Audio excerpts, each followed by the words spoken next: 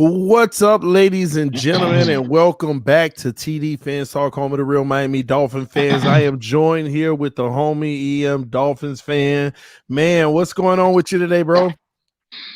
Man, I'm good, homie. Everything is good, man. Just chilling, just just like everybody else, man.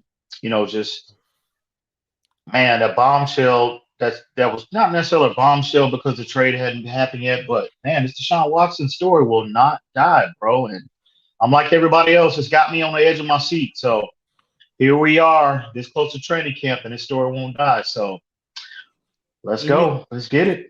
Well, me and you, we've had conversations, all right? We've had conversations about the Deshaun Watson situation in the past, and at the end of the day, I think we both kind of got to a situation where it was like, you know what? He dealing with legal issues. We're just going to leave it alone until all of that is resolved, because we hear all the rumors, but we wait on, relevant and or valuable sources to speak about it, and you don't get that often. But today, what was dropped, does it get more I would at least put it like this is the most reliable person to tell you something in a long time, right? Publicly I would say. But yeah, I would agree. And but not just him, but over the last month or so, that's why we've talked about this privately. That's why I couldn't necessarily completely put this possibility to bed, because there have been other outlets quietly reporting that there's a high level of intrigue from the Dolphins' perspective with this player in the event his legal issues are resolved. And I just had this feeling. I said, well, you have these independent platforms reporting this information. I just felt like, I just couldn't completely move away from it. So now I think what's going on is that I think things from a legal perspective are getting close to being resolved. I think, they're they're in the process of finalizing things, I would think, and I think that's the reason why you're seeing these reports come out about Philadelphia, the Dolphins, still entertaining that possibility. So again, it goes back to what I've been consistently saying. If you were that close, if you're the Dolphins, you're that close 2.5, 3 months ago to make this trade official, and you're just waiting for the league year to open up. I mean, what changed? I think what happened was that they wanted to make sure a criminal element didn't enter this equation. And I think once, like it's going to happen. I don't think it's going to happen right now. And I think it remained a civil issue. And I think once the issues are, resolved, the Dolphins will be in play, bro. So let's back up for a second before we dive even deeper into this. So, what's your thoughts on Adam Beasley? You know a lot about his history and how has no obligation to just put out false stuff anymore. We were talking about it. You want to share that with everybody to give them a little perspective? Well, yeah, he's, first off, Adam Beasley, he's been a local, Miami-based reporter for quite some time now. But now he's no longer employed with the Miami Herald, I believe, is the organization he's employed by. So now he's basically independent. So he has no ties to these media outlet that have ties to the Dolphins. So I think what's happening now is I think he's just the mouthpiece of what he's being reported, what he's being told behind the scenes, so to speak. And I think that now that he's not affiliated with these organizations anymore, he's able to speak freely. Exactly. The gag order has been lifted. So he can pretty much say, speak what he feels. And I think that's what's transpiring right now. And that's what intrigued me about it, because I've read articles, I've read rumors. It's like, okay, same thing. But when I saw Adam Beasley, I said, he's not even with them anymore. And he's coming out publicly and putting this out. I think this deserves some attention, because and he's not the type of reporter that's just running around spreading all type of false information in his career either. And for him to come out and say the things that he said, now we have to get into another aspect of this, because we'll talk Watson a little bit more later, but we got to go switch gears to Tua, because according to his reports, the Miami Dolphins do have lingering questions about his long-term projection. That's what he reported. That's what the report says. So is that do you think that they really do? Well, yeah. I would say at this point, I understand entertaining a player like Watson, and we've highlighted as the reasons why you entertain getting a player in his prime, 25 years old, multiple Pro Bowler. I get that. But at the end of the day, we got to sit down and have a serious conversation because from the Dolphins' perspective, see, I talked with Reason earlier when he called me this morning, and we talked about this article. I want to know. I've always had the issue I've had in terms of the disconnect between Brian Flores and this player. I always wanted to know what is the root cause of it. I don't think. Well, I know now that the reports have come out that he never, he would have opted to go in a different direction in Justin Herbert if he had his way. Obviously, that didn't happen. Okay. I don't think I'm sure that rubbed him the wrong way, but I don't think Flores would let his personal feelings. I just don't believe, and I could be totally wrong. I don't know Flores from a can of paint, but I don't think Flores would let his personal feelings get in the way of his career. He proved that with Kyle Van Noy. That's his boy. Signed him to that mega contract, at the beginning of 2020 and cut him the very next year. So he's shown you that, bro, it's all business. So in terms of the disconnect between Flores and his player, I always wondered what the root cause of that was or is. And, according to reports, it's just not Alan Beasley. I've heard that on different outlets before. I've heard Mike Tenbaum talk about this multiple times, and he just, highlighted this, last week. We talked about that privately, TD. It might be, it's a conversation that we have. Obviously, there's something there. And what else can it be other than the fact that they don't believe in Tua's physical ability enough to want to further the long-term investment in him? I don't know what else could it be. I really don't. And I'm wrecking my brain, and I talked to you, I talked to Reason, I talked to multiple people privately, and I just don't know what else could it be. And I understand the upgrade. But I'm trying to tread lightly here because I get it. I'm trying to understand this aspect of it though, because here's another element that no one's talking about, but I keep hearing it in circles, outside circles. It's some people are starting to point out, earlier in the year, Tua was actually looking very sharp, actually making a lot of deep throws. But then as the year went on, he was throwing like 100% with his arm instead of his body. And that, maybe it has something to do with the injury where the strength that he had gave out, and it was like he was just all arm and no, body thrust to get the ball where it needed to be. And yes, he's coming back this season. He's going to be healthy, a fresh him. But could it be that Miami possibly doesn't believe that he'll ever be the same player due to the injury? Well, I listened to Omar the other night, and he highlighted the fact that how as the season went on, when Tua was a starter, how his arm, the velocity just didn't seem to be there. And I was wondering, we talked about this privately months ago.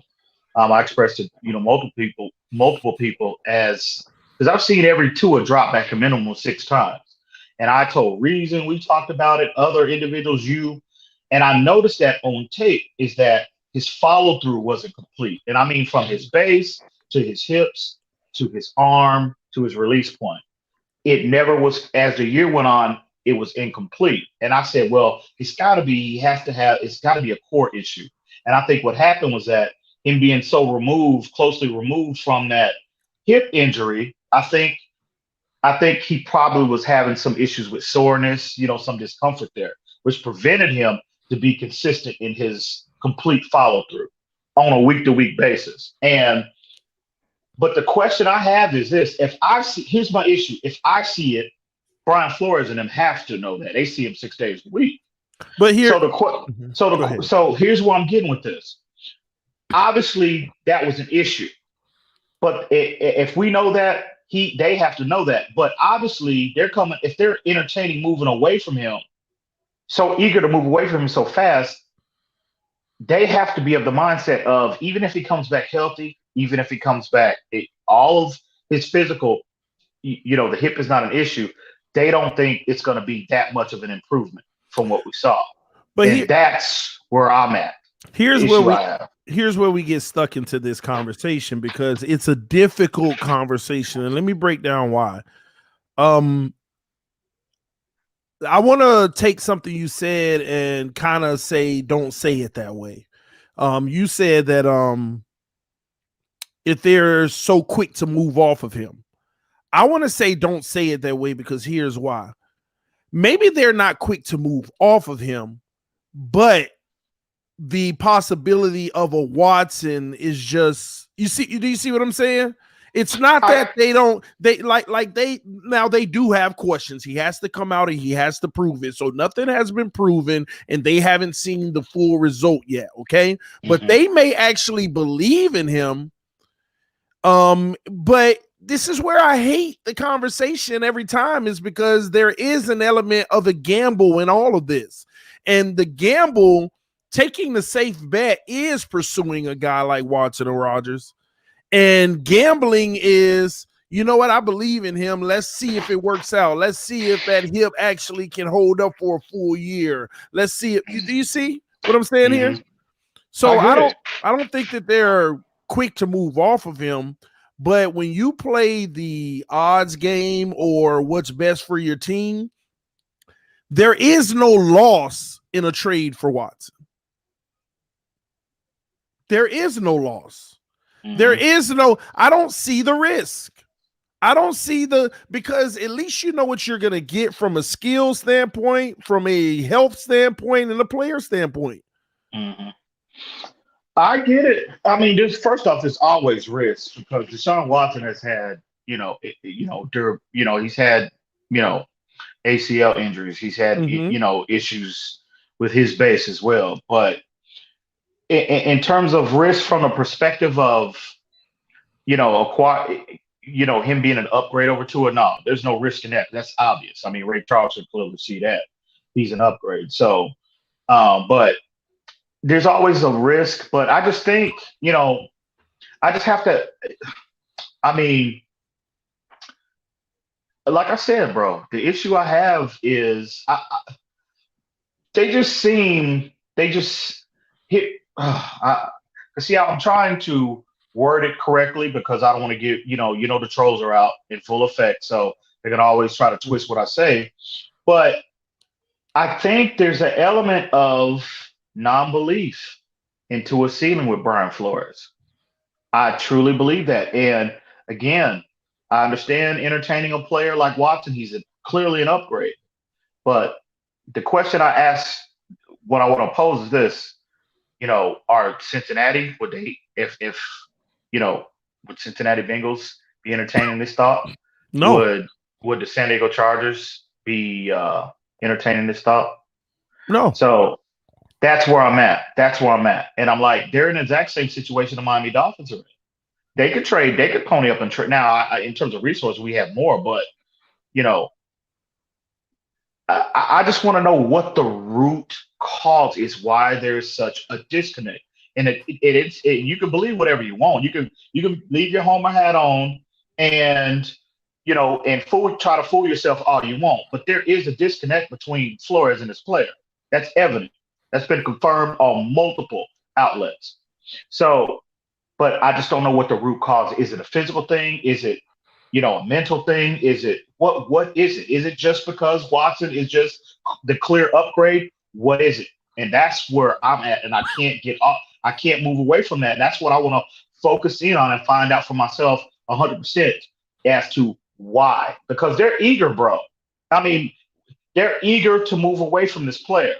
They are. You don't get a trade of this magnitude, look at the compensation that's going to require to obtain him. Even now, even in the midst of this storm, this civil issue that's been hovering over him, that tells me, yeah, you're eager.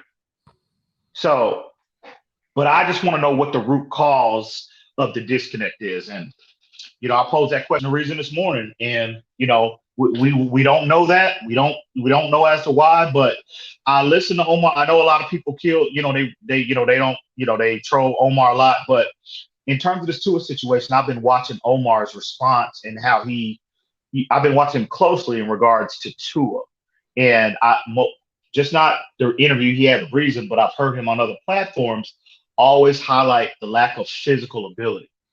And that goes back to in terms of my belief that there's a huge disbelief on where Tua can get to if you're from Brian Flores' perspective, in my opinion.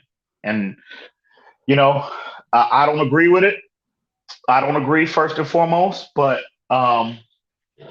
hey, I'm not the coach of this team, bro. I'm not in the front office. I'm not affiliated with the Dolphins in any way except from a fan's perspective. But as a fan base, a lot of our fans, bro, they need to take them homer hats off, bro, and stop fooling yourself. This is a story. It's been a story, and looks like, it might be, as his legal issues clear up, we might be looking at Deshaun Watson and Miami Dolphins uniform sooner rather than later, bro.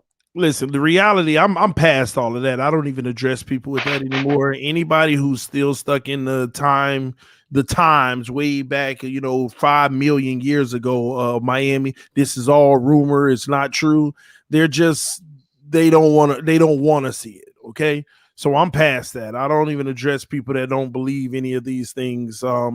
There's too many people, too many outlets, too many things that have happened for anyone not to feel like this is a real possibility at this point. But to straight out dismiss it and say this is all a lie, those people, I don't even entertain it anymore. Now, I just feel like also we got to break some things down here because we're going to get more into this, okay? But we have to break some things down. I just think that things are aligning in a perfect situation. If it did go down, like, his legal issues clear tomorrow, things would be perfect for the Miami Dolphins from a monetary standpoint and everything. Because I'd have to say this to you, because I know you said, we want Xavier Howard on this team, but at the same token, that's becoming an issue now. I have to be honest with you, including Xavier Howard in a trade package for Watson would be the world for Miami. It would make everything 10 times more likely to happen because from a cap standpoint, you would be getting a massive amount of money off of the books that you would be able to just give to Deshaun Watson going forward. Because here's the deal, and we've talked about this backstage, off camera a lot, the loss of Xavier Howard would be massive to this team. And there is only one thing that could be done that could make up for it and have a positive profit from it, and that's the right quarterback. Because Watson or Rodgers, we don't need the picks because the offense is going to move. And because replacing that corner, you're still not going to be replacing X, okay? There is only one thing this team can do to offset an Xavier Howard move, and that would be bring in the legitimate top 5 quarterback in the league, and it's all better. And it just seems perfect because this year Watson would only count for $16 million versus the cap. And right there, that's Xavier Howard. Plus, we'd still have money left over still. And then going forward with the cap going up and his cap hit every year, and I think Miami would restructure his deal anyway, do like the Chiefs did, do what everybody else did, give him a huge signing bonus and go ahead and have voidable years later on that we could pay those bonuses, and make it so much more doable.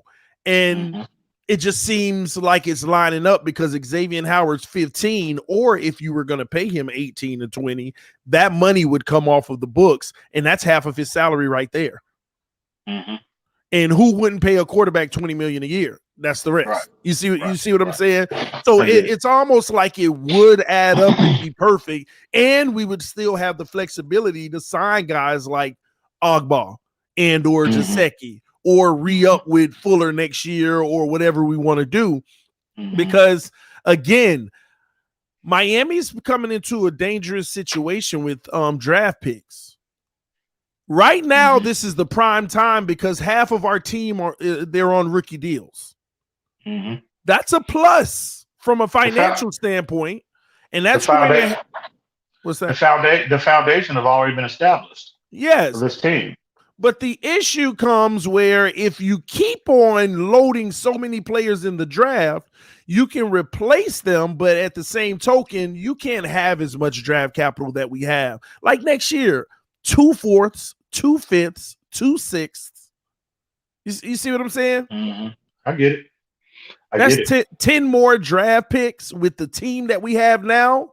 You don't want to be replacing 10 guys, especially if we're contenders.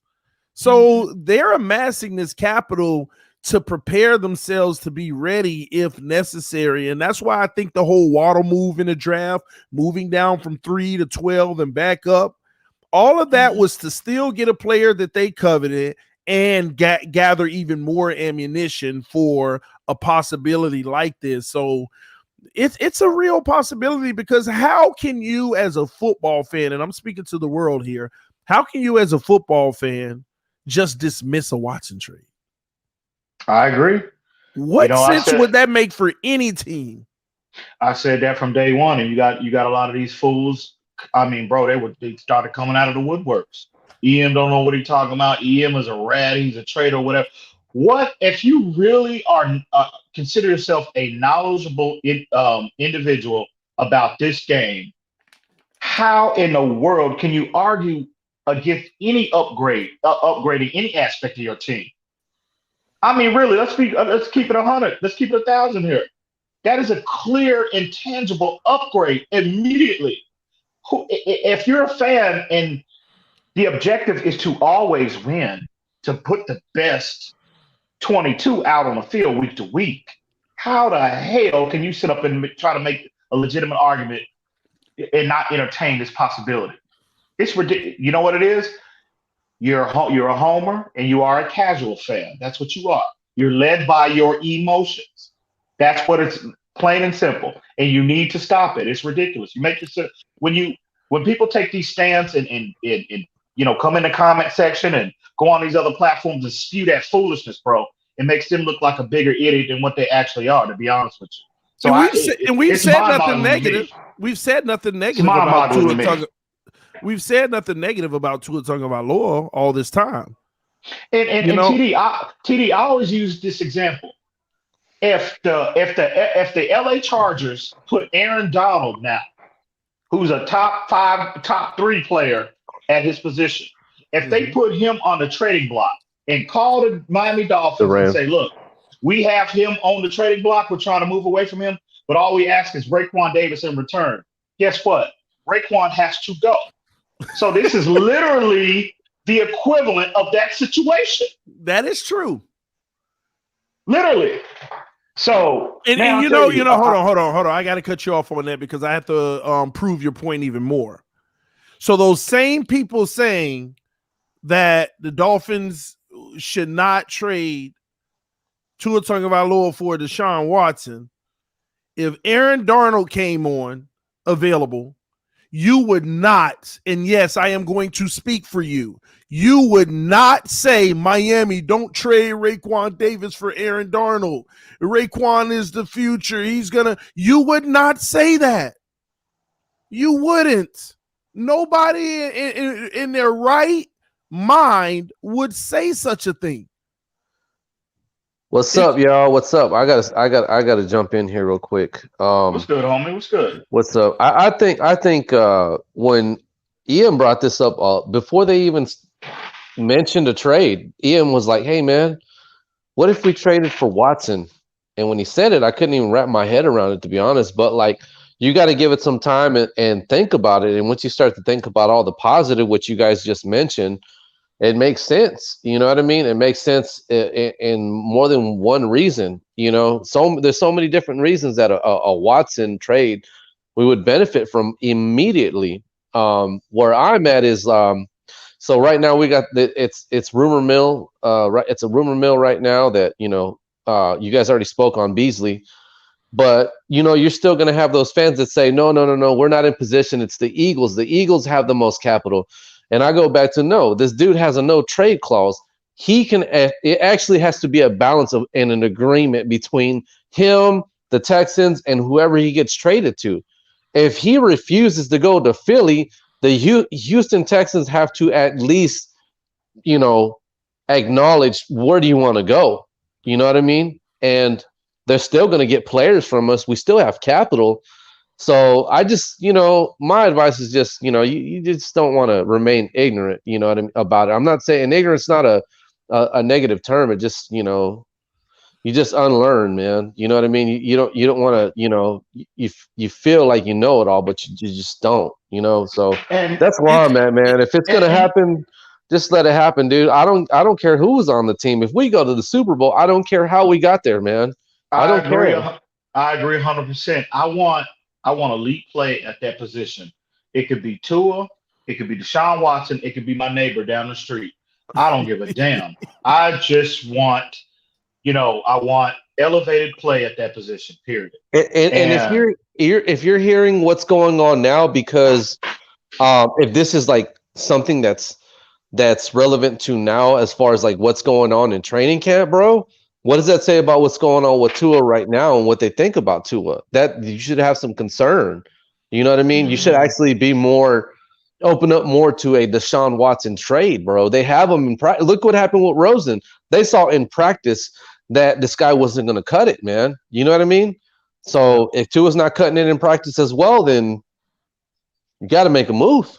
Real quick, Chris Johnson, we got rid of the Patreon, bro. So if you're still on the Patreon, you need to become a member of the channel. So get rid of your Patreon and subscribe to the channel membership right here on YouTube. Go to my homepage, hit join, and subscribe to that instead of the Patreon. So I don't want your money coming out every month over there, okay? My bad, Esteban. We got Esteban, the mysterious agent on the line. I wanted to say one other thing, TD, bro. Like, a lot of fans that don't agree with like some of the stuff we're talking about, and I mentioned it on Steven's channel. Why is it so far fetched that we would be doing business with the Texans now, man? Think about it.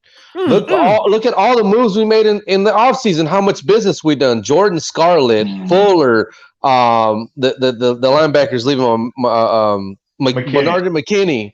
Yeah. Isn't that enough business that you've seen between the two? And that's after we finessed them, so you can use that. And you could ask EM before we even signed Fuller, way when we were starting to get into free agency, and the numbers I was looking at the numbers. I was telling him, bro, if you look at how much Fuller is going to cost, that looks like a move that we would make.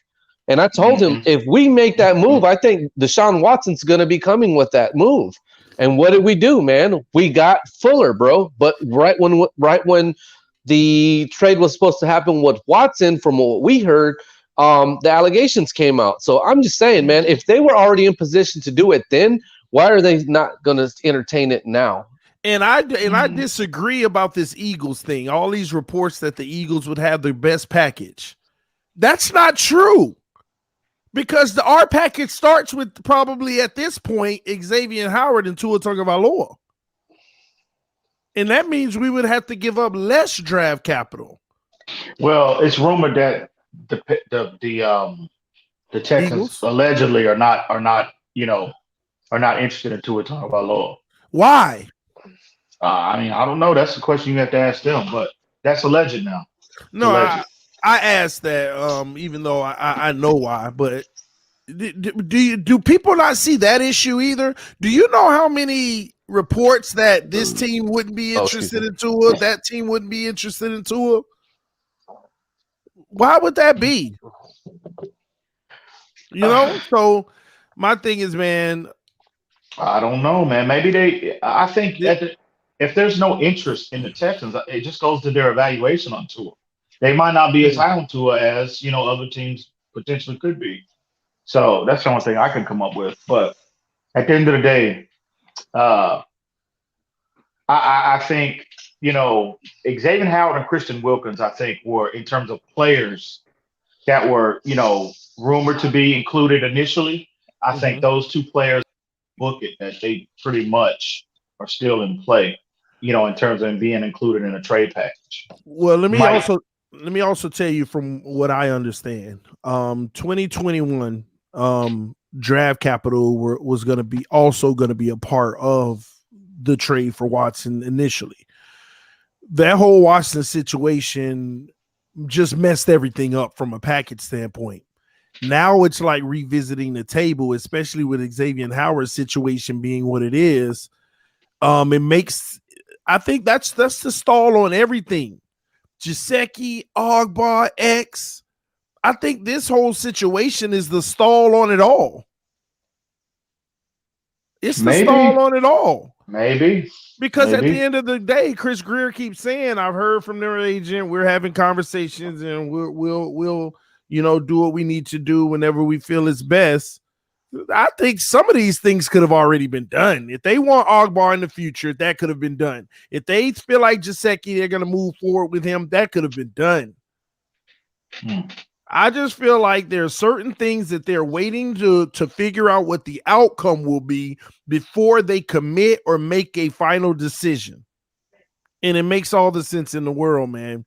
But back to this Watson situation, and I want to include Aaron Rodgers in this too, because all of these things are potentials, okay? But I truly do believe, and I'm going to say this, that Miami still has concerns about Tua Tagovailoa. People need to do me a huge favor, and please, when I say that, do not cite Brian Flores and Chris Greer with the conversation of Tua's going to he is our starting quarterback. He's going to get every opportunity to prove himself this year, and all of those words. Because last year, they said the exact same words for who? I don't know. Rosen. Josh Rosen. Oh. They said the exact same words. Stop, TD. They did, though. Did they not? I'm being 100 with you. I'm just saying. No, they did. They said that. He said he's going to get every opportunity to compete and become the starter. He's going to get a fair shot. They ain't get this man no shot. So at the end of the day, I don't deal with that. When a better opportunity comes, they're going to jump on it. This team isn't crazy. There are things going behind the scenes that I feel like they are trying to figure out, because there's too many things that aren't happening that could have already been done. And this Watson situation, man, a lot of people his case isn't resolved yet. I am pretty confident that they're having backdoor conversations on the status of it, and I think that there are a few teams that are hoping that it is resolved within the next couple of weeks. And remember, it does not have to be resolved until the end of preseason. But the biggest elephant in the room is the NFL. What are they going to do? And everybody is scratching their head, because in any situation, the NFL would have already have at least placed the player on the exempt list.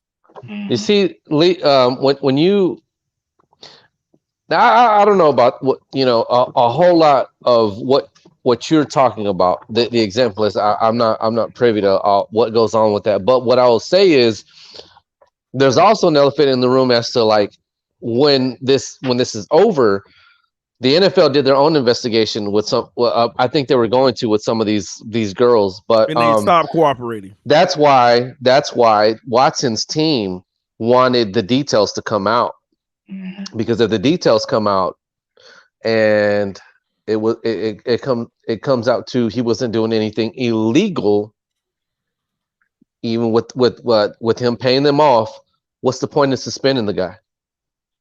Why? There's a reason why his team is strategically asking for the details to come out. So, I mean, I'm just saying, man. Good point.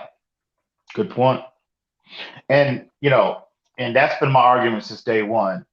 to the people that were so quick to rush to judgment and condemn him and crucify him, and basically, want the league to suspend him for the next, 10 years.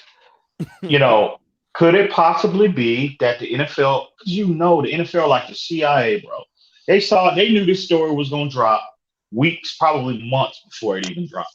You know what I'm saying? So could it be, and people just they never even entertained the idea of, maybe there's nothing there of any significance enough to suspend him or lean on him heavily in any kind of way. Now, I think what's going to happen is that the NFL will give him, will probably for the optics, so it'll look like, they're going to try to clean this situation up the best they can, and I think he'll probably get maybe a 2-game suspension or something. Probably it'll be argued down to maybe 1 game, maybe.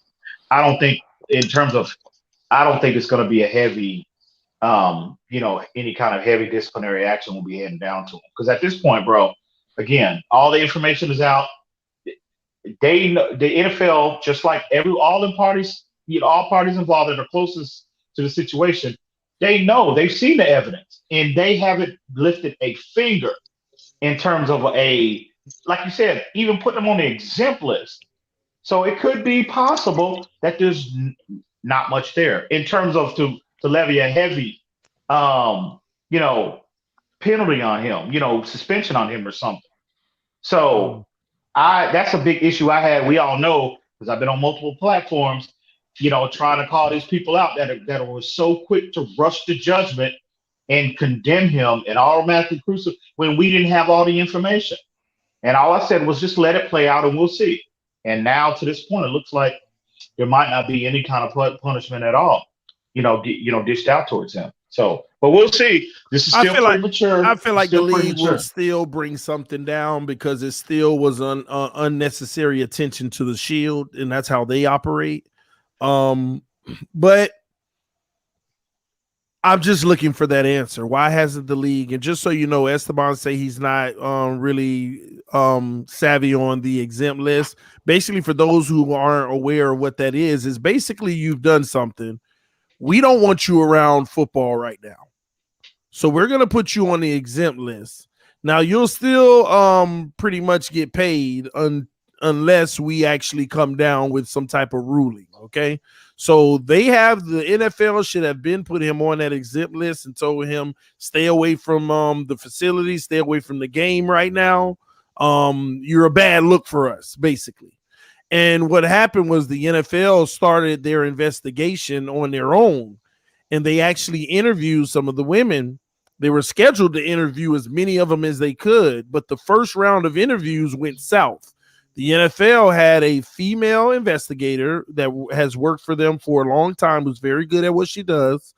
They had a female investigator interview some of the women. The women came back to the lawyer and said they will not be returning back to any interviews because they felt disrespected and as if they were lying or whatever they said. They came back unhappy with the interview. And the lady, when you think of an interview, she has to ask the tough questions. And those tough questions are like, so why would you do this? Then why did you do that? Then why would you go again? If that happened to first, all of those things have to be asked in a tough interview. And they didn't like it. And they felt like, they weren't being heard and that the NFL's investigator was rude and coming at them. So the NFL also is probably at a stalemate because they're not going to be able to talk to the rest of the women. So how can you come down with a punishment really, or go into depth and try to, bring judgment on someone when you can't even get all the facts? Because, and then on top of it, the NFL may also have a perceived notion that something's not adding up. Yeah. So it sounds like a whole bunch of inconclusive stuff. And the best thing for Deshaun Watson is to clear this up ASAP, especially given the circumstance of the NFL not being able to get full cooperation. That's beneficial to him, if you ask me. So That's why many people also believe that they need to move to go ahead and clear this financially and be done with it. And he may still be able to go ahead and play this year. But last we heard, Watson and his team don't want that to happen. They want everything to be discussed and disclosed before they pay off anything. So it's just a weird situation now. I think even with the suspension, bro, if he comes back, I mean, it can't be the whole season. I mean, there's guys that have done, some bad things in this league. So if it's for, I don't know, 4 games, as long as we get into the playoffs, we can make some noise, bro. As long as we can get to a wild card game, sometimes you just got to get there, bro. No matter how you do it, man. Sometimes, a wild card team can get to the Super Bowl. I'm just saying, man. If they want to go the Watson route, your mind has to be set on. We might not be hosting the game as long as we get in. That's where we need to be, man. We just need to get in. So I'm hoping that this stuff clears up, man. If Tua's not the guy, you know what I mean, and they make that move. I did your article, by the way. Okay. I gotta be honest though, in the midst of all of this, we all know how I feel about, Watson being an upgrade, but I got a huge part of me, man, wishes that, because I still believe in Tua as an upside. I truly do. I think he can be a highly productive player in this league. But at the end of the day, man, it's about business. You cannot, when you're talking about, at this level or any level of business, emotion can't be, you can't be influenced by your emotions. And I think, if the Dolphins, have to go this route, you just got to hope that it works out. And, but at the end of the day, Watson is clearly the upgrade. And if you're the Dolphins, especially with the roster you have right now, there's no way you pass this opportunity. It's just too much uncertainty surrounding Tua at this point, of his development. It's too much. You can't pass this up. Man, so let me ask y'all this.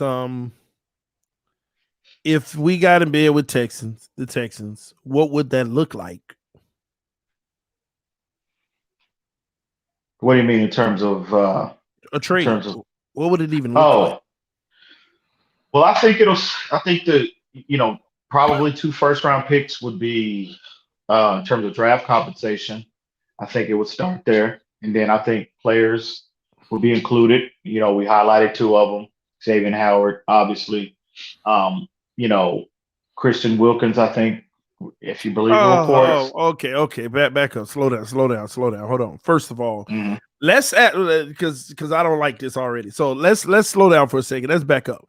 Let's act like no players were involved. What is the value, first of all? Then let's go players. What is the value for Watson? Yeah. I mean, if it turns out that, he's not going to get suspended in any way, I mean, a franchise quarterback at top 5 at his position, I mean, I would think minimum the floor would be 2 first-round picks, bro. You would think that. I mean, that's just to get to the table. Okay, but I mean, if you want to be realistic, what would get it done? Like I said, bro, I think me personally, I mean, at this point, I truly believe in this roster. So, I mean, I don't want to be in a situation where we lose a trade. I'm just not going to give him, you don't want to be in a situation where you're giving them everything they want. But I would entertain 2 to 3 first-round picks, and I would throw Christian Wilkins. And, I mean, I still would try to hang on to Xavier Howard. I would if it was me. But it appears that bridge has been burned down, burned down. So, and there's no chance for, a reconciliation with Xavier Howard and the Dolphins. So I think it will be them 2 first-round picks, maybe 3, Christian Wilkins and Xavier Howard. That would be a package. And if you look at it, I know that it might seem like it's a lot, but they've already got replacements And again, there's still uncertainty around Noah. I get it. We had talked about this on your show the other night. But you bring in Adam Butler when you didn't have to. You didn't need another 3 technique on this defense. Okay. So Christian Wilkins goes, and I think Adam Butler is more the he's more of a prototype in this scheme than what Christian Wilkins is. You already have his replacement, and you already have Xavier Howard's replacement with Noah Benogany. So if you look at it, you've already covered yourself. And I think the Dolphins, they forecasted this to some degree. I don't think they handled it the best, but I think if the level of intrigue is still the same and the reports that have come out previously are accurate, the Dolphins forecasted this, obviously with Noah Benogany as Xavier Howard's replacement, Adam Butler, Christian Wilkins. And if you look at, they know there's going to be a drop-off significantly in play from Xavier Howard when you go to Noah Benogany. Well, if you know you're going to be somewhat compromised, you're not going to get the same level of play on the boundary. Well, how do you remedy that situation if you're the Dolphins? You try to upgrade your front seven and try to upgrade your pass rush from an organic standpoint, and they've done that. You bring in the best, arguably the top pass rusher in the 2020 NFL draft. Emmanuel Ogbah could be moved on the outside as a primary edge player. You already have Andrew Van Ginkel, and you're seeing the consistent reports that the Dolphins' flirtation with bringing in another pass rusher, Melvin Ingram, as well as others. So the Dolphins clearly have forecasted this. I don't think they handled the best way in regards to Xavier Howard, but it looks like they've been preparing themselves for this trade to go through, the possibility of this trade to go through. So we'll see. It's still premature, though. It's still premature. I just feel like that's a whole lot. Man, I agree with Ian, even though he put me to sleep a little bit like Mayweather. No. I agree, man. I think 2 first-round picks is enough for him. Obviously, there's going to be some other stuff that's going to be added to that. But I feel like we can still win in this trade. Like, we can get Watson and get some kind of perk out of it. What? I don't know. And I think the reason why is because of the whole PR game. Everything that's come along with Watson and off the field issues. Like, I'm not saying that I think that he did this stuff. I'm at he's innocent until proven guilty type. But there's also that, you got to remember that there's the PR game, and I believe that's where Ross is having the tug of war with Flores and Greer right now about this, is because of the PR that they're gonna have to do for Watson if he comes. Because you're gonna have those people that they don't really believe in you're innocent until proven guilty. So he would be say he paid this situation off and the situation got resolved. He's gonna be attacked big time. Well, this is what my rebuttal to that. Tua fans are gonna attack him. Okay. Well, here's my rebuttal to that and them. When the first allegation dropped, he was telling this woman that he was not going to pay her. He didn't feel that he did anything wrong. She was trying to get money out of him, and if you feel like you didn't do anything wrong, why are you going to give somebody money? And now, if he does, it's because it's going to be at the advice of his attorney that he's got to pay them out of court or make some kind of settlement, man. You know what I mean? That's just the way it's going to go from his lawyer's perspective. That's what a lawyer is going to encourage him to do. And that's what he should have done to begin with. But bro, you can't hold him at fault for, wanting to say that, hey, you know what I mean? Just because I'm a guy doesn't give you the right to extort me for money, man. There's plenty of guys that have been wrongfully accused of stuff like this. And I know it's like 21 people, but hey, we live in the social media era. That one person might have known like 2 people that are crooked, and maybe they went and got like 2 or 3 people that they know that are crooked. And like, hey, let's just all make some false allegations to this guy because we're going to get some money out of it. You know what I mean? Under the table from somebody that works for the Texans, because I think that's what happened, to be honest with you. But I know a lot of people don't share that sentiment. So, or that take. So, Pete, you there? I'm here, man. What's up, Pete? How's everybody? Thank you for having me up, TD. We stole your take, bro. We're going against the grain, so everything you said, Estefan, I pretty much already said it on Larry's show when it comes to the thing. But this whole Deshaun Watson, this is what I wanted, because I asked a question I didn't hear from you guys when I asked about the, if Tua would have played a little bit better and we would have made the playoffs just a tad bit better, will we be in this Deshaun Watson conversation right now? Yes. Yeah, I agree with Reason, because it's Deshaun Watson, bro. Well, if we made the playoffs, exactly. I don't know. I can't definitively say that. I don't know. Yes, we would have, because guess what? To make the playoffs, the defense would have had to play better in Week 17. It wasn't all on Tua why we lost to the Buffalo Bills. But no, what if maybe he's saying Tua would have played well in Denver? Right, exactly. Well, if he was on, hold on, but then you would have needed the offensive line to play well in Denver. Yeah, but this is a simple question. If Tua would have played better and we made the playoffs, will we be in the Deshaun Watson conversation? I don't think so. I don't think so, because I think we would be, because I think they don't. I think because they only saw a sample size on a guy who wasn't even 100%, and I think they got serious questions about what his ceiling is going to be. Let me pose this question: if you just kind of take off like the actual difficulties that Tua's going through with his ailments and whatnot, if you just say right now, let's just use the Chargers, bro, with everything that Herbert did, do you think that they are considering trading Herbert if Watson was on the table? But here's the difference. First of all, those guys, including Anthony Lynn, were more sold on Herbert than Brian Flores was on Tua to begin with. Just like Zach Taylor and company were more sold on Joe Burrow than what Brian Flores was sold. I mean, I don't know what people aren't understanding here. Brian Flores wanted Herbert. He didn't want Tua Tagovailoa. So right from the get-go, he got the guy he didn't want. But if okay, maybe you're not sold on the guy, but if he balls out like Justin Herbert, you're still going to entertain Watson? But that's different than saying if we make the playoffs, because he could have given you the same numbers that he gave you last year, and that defense shows up in Buffalo, and we make the playoffs. Right. Then what? So you got the same questions about what his floor is gonna, about what his ceiling is gonna be. Right. But where I'm at is it's not necessarily like if we make the playoffs. I'm just saying if Tua balled out like Herbert, I don't know if we would have made the. That's different than making the playoffs. If he balled out like Herbert and beat the rookie record for touchdown passes, then no, we wouldn't be in this situation. No. So, since you hear Reason, what is your thoughts on all of this that Adam Beasley? Well, I already reported what Adam Beasley was saying 2 weeks ago on Inside the NFL. So what's your thoughts on it? I mean, I've heard the exact same stuff.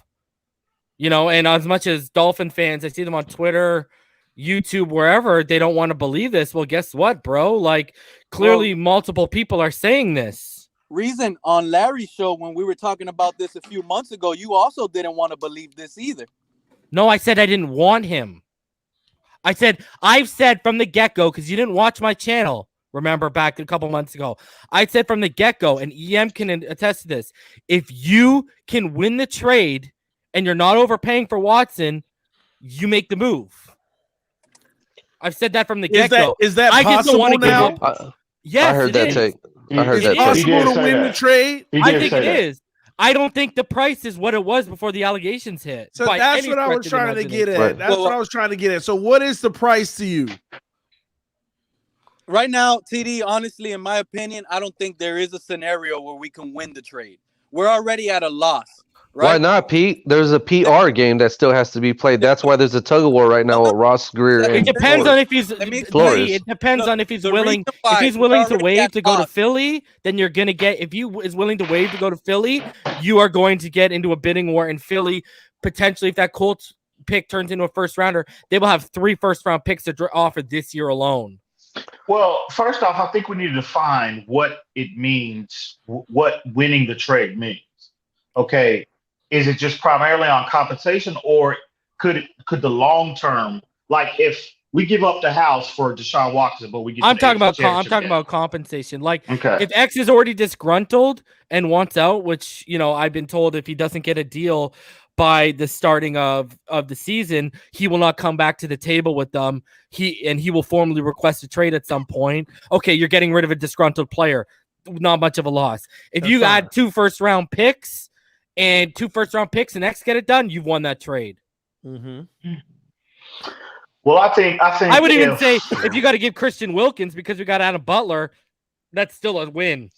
I think you win the trade by when you look down the road and you forecast like how positive the effect is going to be on your team and the quality that player brings to your team, even if it's just Deshaun. But for some reason, I got this feeling that when we trade for Deshaun, we're still going to get some other perk because of the PR game and what that's what. Isn't that what Beasley was saying was the concern for Ross was the PR? That's what I said. Oh yeah. Okay. Well, what you said earlier with Steven and he originally signed off. He originally signed. I believe TD was in the comments of that stream. He originally signed off on the trade. He basically told them, even though they've been monitoring the situation, I will not sign off on a trade right now because of the PR backlash. Well, the quality of player that Deshaun Watson is, I think you win the trade just getting him. But I think we would win if we just got another perk to go with that. Even if it was like a 3rd rounder, bro. You know what I mean? And you're going to have to move X and other pieces because you're going to have to open up cap. There's no winning this trade anymore.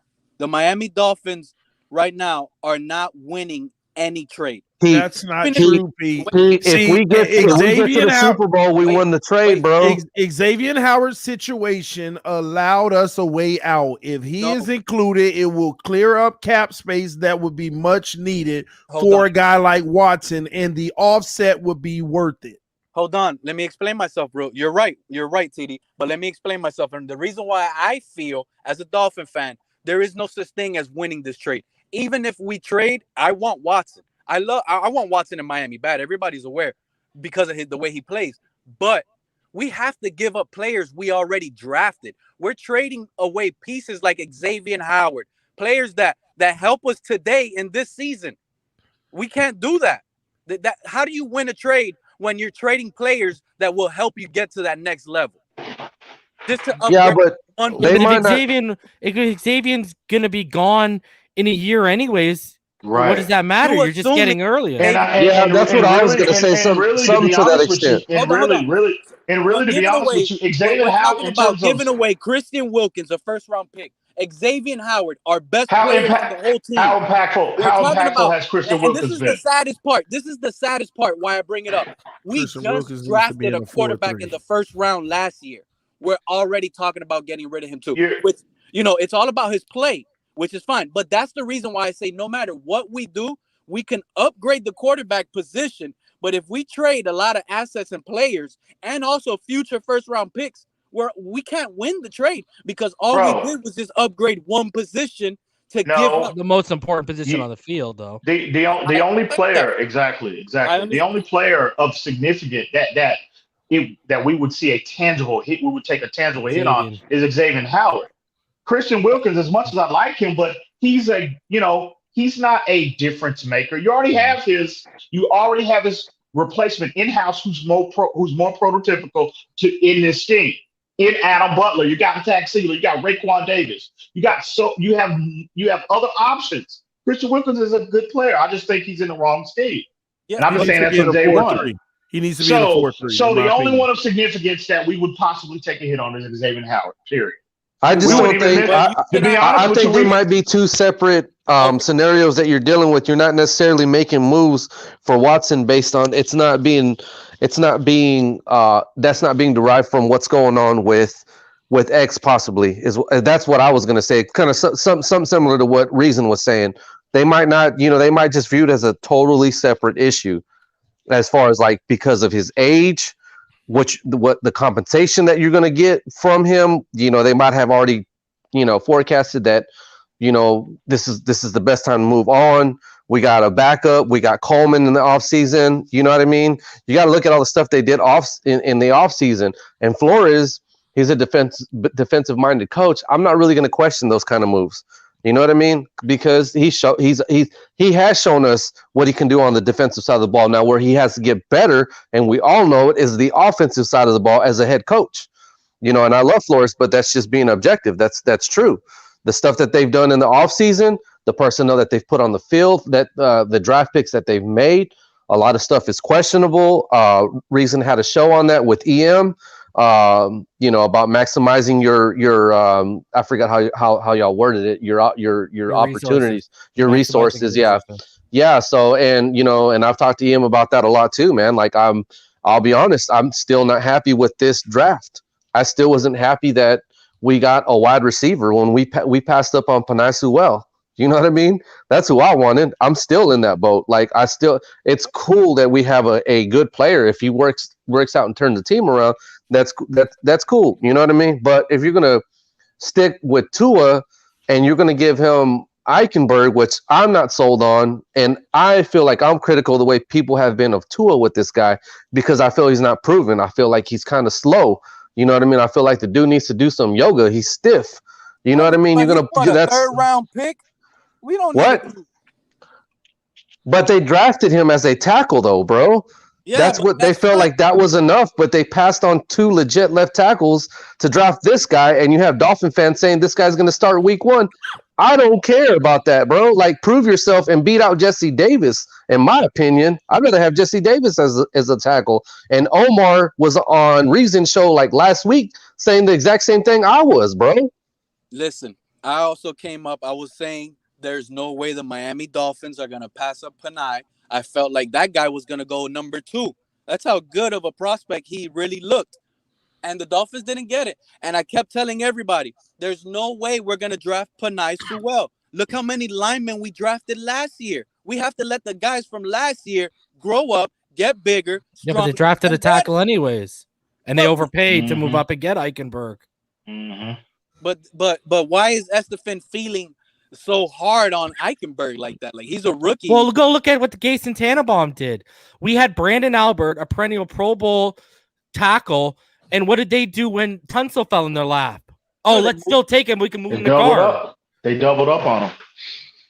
And then Penei Sewell, the best tackle in this draft, falls to us at 6, which had never happens. And Waddle was my wide receiver 1 on my big board. I was the one pushing this guy as the best wide receiver in the draft all the way back months and months before the season even ended. And even I said, you go Penei Sewell out there. The value is ridiculously immense. And what did they do? They pass on that only to turn around and overpay for Eichenberg, who's got legitimate questions as a tackle. And also, if you just go by what you could have done, dude, you can find this out just by doing mock drafts, right? Reason will even tell you, and I believe they were more on the side of drafting a wide receiver, so everybody's going to have their own take on what they want in the first round. I did not want a wide receiver, but and he'll tell you, this draft was loaded with wide receivers. You know what I mean? You passed on all these linemen and came out of there with Eichenberg, bro.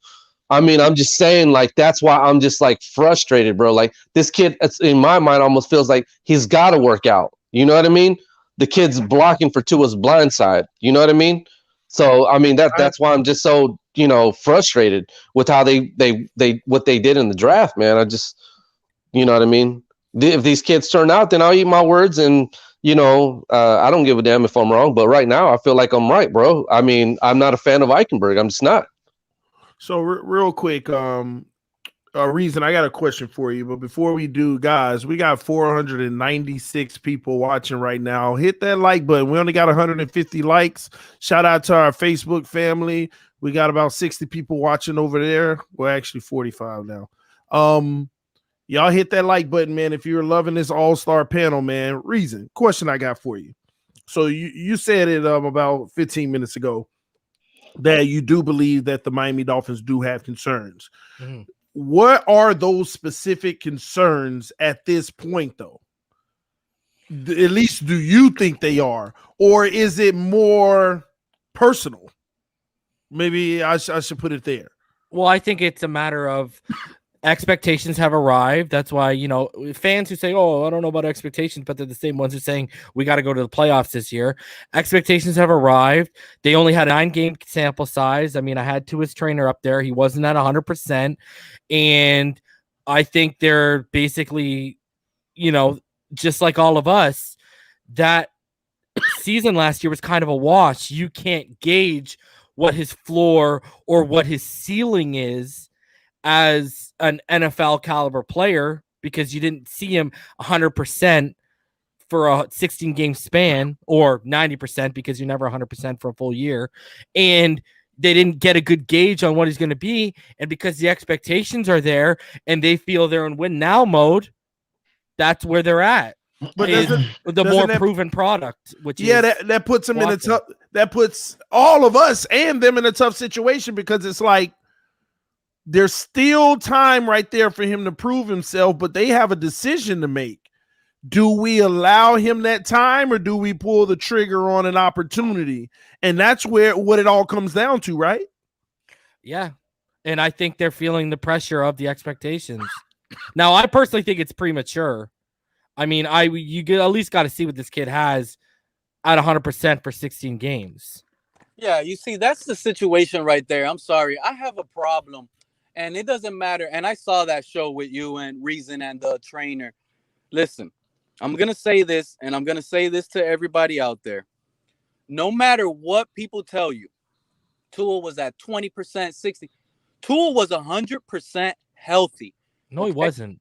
Bro, you know nothing, bro. This is a guy who's worked with him, bro. Hold on, let's let him finish. Let's let him finish, and then you respond. Pete. Why are you even letting him finish, bro? Hold on. We've had a professional talk about it, and we got some guy who's just a fan that lives next to the stadium. Hey, Reason, bro. Come on. Explain to me this. This is the most physical sport in the whole nation. There's no sport more physical than hockey is physical. But okay, continue on. This is the most physical. Reason, please. Hockey's just as physical, bro.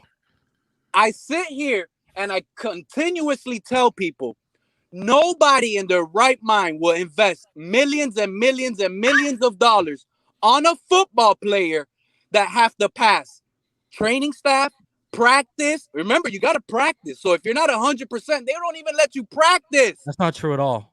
Oh, my God. We're talking. Listen, you're never 100% during a season, dude.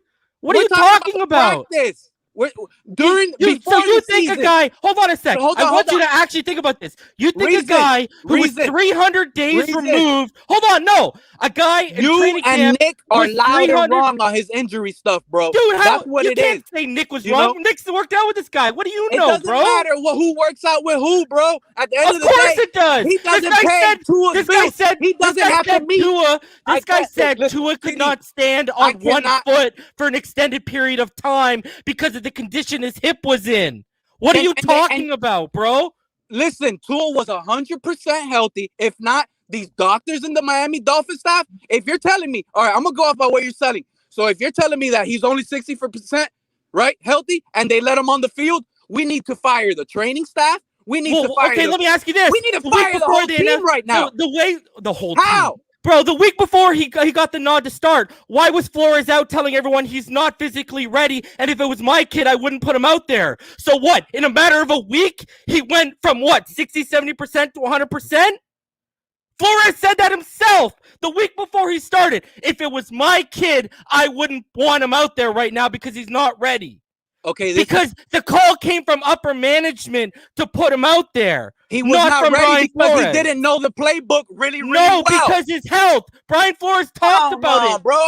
It's all out there now. Brian Flores talked about it. We know the truth, Reason. We know the truth. You don't know nothing, bro. The whole playbook stuff is overblown. He said really, really well. Why did he stress really twice? Because he knew the playbook around 60 to 70%. Herbert comes out and says, I didn't know the playbook. I need to get better at knowing the playbook and what I'm going to do pre-snap. If you think rookies by week 6 or week 7 know a playbook 100%, bro, you don't know football.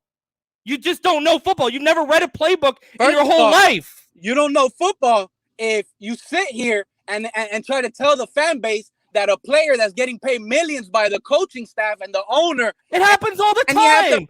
What are you talking about? It doesn't happen all the time. In the 90s, they used to get guys cortisone shots in their knee when they banged it up during the game and said, get back out there. There's a difference between playing with bruises and playing hurt than playing injured off a broken hip. Okay? That's a difference. Players play hurt every single Sunday. Dude, people play with, Tom Brady just came out and he played with a torn MCL the whole year. He played hurt. Exactly. A torn MCL, that's a major ligament. That's a major ligament. And he still played the whole year on it. But you see, this is the thing. Exactly. So you're going to sit here. He's hurt. But that doesn't mean he's injured. When you have a torn ligament, that's injured. Do you know what an MCL is? Bro, yes, bro. Players have played with that plenty of times. Terrell Owens played with a broken ankle in the Super Bowl, bro. One game. He played one game with the broken ankle. But it doesn't matter. You can play, but you're not fully. But at the end of the day, to sit here and try to tell people that Tua wasn't 100% healthy, yes, but why did he say that? Because people like you think that if you get cleared by the doctors, that means 100%. When that's not what it means. It means you are cleared to start football activities. Let me explain something to you. When you're talking about a player in Tom Brady's capabilities and Tua, who's coming in as a rookie, who you need to save this guy from any further injury, and you think this guy is the best quarterback that ever landed on the planet, and you sit here and put him at 60% health, you don't think that's the worst decision ever made? If that was true, because that's not true. I'm trying to tell everybody. He was not 60% healthy. But what are you basing that off of? You have nothing. You're literally talking to a guy you're saying a guy who's actually worked out with the kid, who's actually put him through regimens to find out what his health was. You're saying he doesn't know what he's talking about, but you, some guy who just lives next to Hard Rock, all of a sudden you know what the deal is. That's the most asinine take I've ever heard in my life. And who do you think people are going to believe? You, Pete, or the guy who worked with him? Down here than living up there. I'm going to tell you that right now. What does that have to do? Nick Hicks lives down there. What are you talking about, bro? Who are people going to believe? A trainer who played quarterback and dealt with multiple ACL injuries himself, Nick Hicks is or only you? Say positive things on Tua because he worked out. How is that a positive thing? How is that a positive thing? Saying he's at 60%. Quick intermission. We got breaking news coming out of Miami. All right, and hopefully this is beautiful, man. This is a good debate. We got breaking news coming out of Miami. The Miami Dolphins has signed offensive guard Tim Paris per sources. 25-year-old undrafted player. I just thought that was good news to try to calm it down for a little, man. I know it got to a heated debate, but listen. God. That's the beauty of debating, bro. Yeah, but that's an asinine debate to have. That's literally an asinine debate to have. If you had watched him at Alabama at all, which you probably hadn't watched the All-22 because you don't have access to it, you would have seen he was not the same passer and he was not the same kid physically that he was in Alabama. Anyone who's watched him knows that. Okay. My Canadian brother from another mother. Okay, if we go back to college, what's up, ball game? What up? If we're gonna go back to college. I'll probably be up here for 3 hours, but we're not. Go ahead, ball. It really. I don't know. I mean, it's obvious, bro. At some point, people are gonna listen to what they want to listen to. They're gonna make their decisions about this kid, and they're gonna base them solely off whether they like him or not. So at the end of the day, right now at this point, I firmly believe, without a shadow of a doubt, that the reports were 100% true. That Flores and Dan Marino wanted Herbert, and Greer and Ross wanted Tua, and the big man up above, the guy writing all the checks, made the call. Now, I get that. I understand that whole concept, but I think at this end, what people are really missing, and, we talk about this all the time over on our podcast, and we talk about it anytime you get an opportunity to drop this nugget in, is that Flores doesn't have the same window of opportunity in regards to winning and getting this thing back on track like somebody else wouldn't. Another coach would if they was of a different nationality. You see what I'm saying? So he's looking at it from a perspective of, I got to get this thing going, and we got to win immediately after going. And now, if the Dolphins had won only 8 games, I don't think any of this would be an issue. They give the kid a little time to go out and be 100%. That's really all I need to see. I don't need to see 16 games. I just need to see him 100%. I firmly believe, based on what my eyes showed me from watching all that footage of him from the All-22, he was nowhere near 100%. He wasn't healthy, but he went out there and he gutted it out. That's what made me love him. That's what sold me on him after I watched all of the film of him in college. The fact that I know watching him drag that leg around a little bit at times, even after he got hit, he got right back up and got back in it. He wasn't 100%. And I don't believe any player is 100%. But the fact of the matter is that this kid was not nearly who he needed to be Tua Tagovailoa truly himself. So I'm okay with that, right? The problem is that the guy that's tied to the organization that's getting his paycheck probably looking at it a little different. And if he doesn't have the affinity for him like we have for him, then that's going to be the problem going forward. And if Watson is out there and they dangling that carrot, my only issue is I just can't see how we come out of this without getting our fucking ass scraped over and over again, because they're gonna look to take away from us way more than we got from them from the Tunsil trade. Well, they can try. Well, at least that would be my mindset. Hold up, that would be my mindset. Every team, when you talk about trade negotiations, when you talk about trade negotiations, I mean that every team should be taking that approach. This is our relative to this situation, but it's all about, you know. I see. That's why I pose a question. We need to define what winning the trade means. Hold on, me Yem, personally, I gotta ask you, Yem. You watched every snap at Alabama. Was Tua the same kid physically you saw at Alabama last year? No, he clearly was not, bro. Can I second that? No, I was saying that in October. Thank you. Hold on. 100%. He wasn't, bro. Because he wasn't. Watch film, bro. Watch film. I have to hold on. Let me ask this question. Hold on. So hopefully this will be a better clarifying question for the whole injury debate. Whether he was 100% or not, let's just say that he wasn't, right? Which I'm gonna give some credit to say that he wasn't, and that we were lied to by the organization. That's where I landed. But will he ever be 100% anymore? I don't think any player. No, listen, there's no such thing as a football player ever being 100%. The only day they're 100% is the first day before they actually put on pads and they start playing this game. That's it. Everything after that, going through a football career, all those dings, all those bruises, everything that they encounter during football, you're never 100% at that point, because soft tissue. Can I tell you something? This is what I think TD means, ball game. Yeah. I understand what you're saying. Can he get back to pre-injury what we saw at Alabama?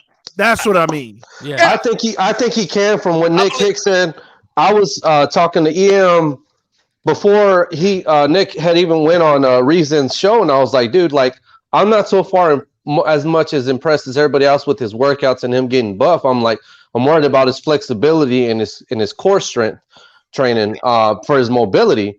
I believe he can get back. So I mean, Nick Hicks actually answered that question live on Reason Stream. If you go back and listen to it, that was my concern, because I'm just going to say why.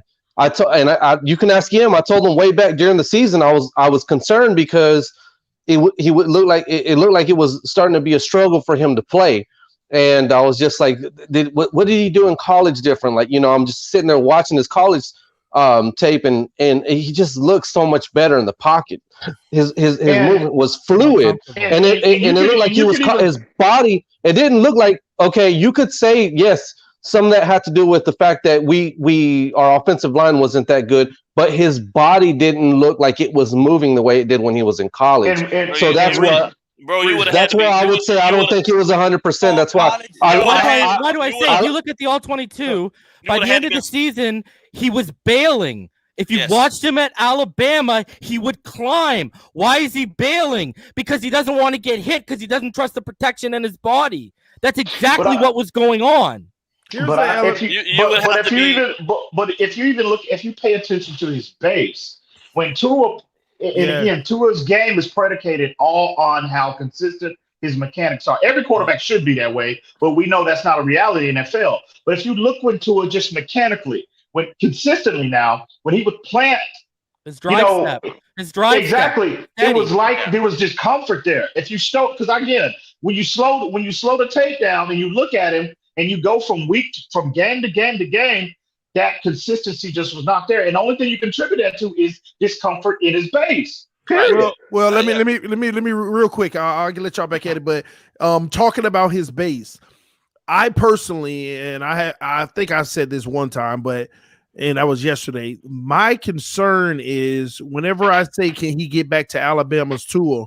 I think that the organization is concerned with his base, his hips, the endurance of a season.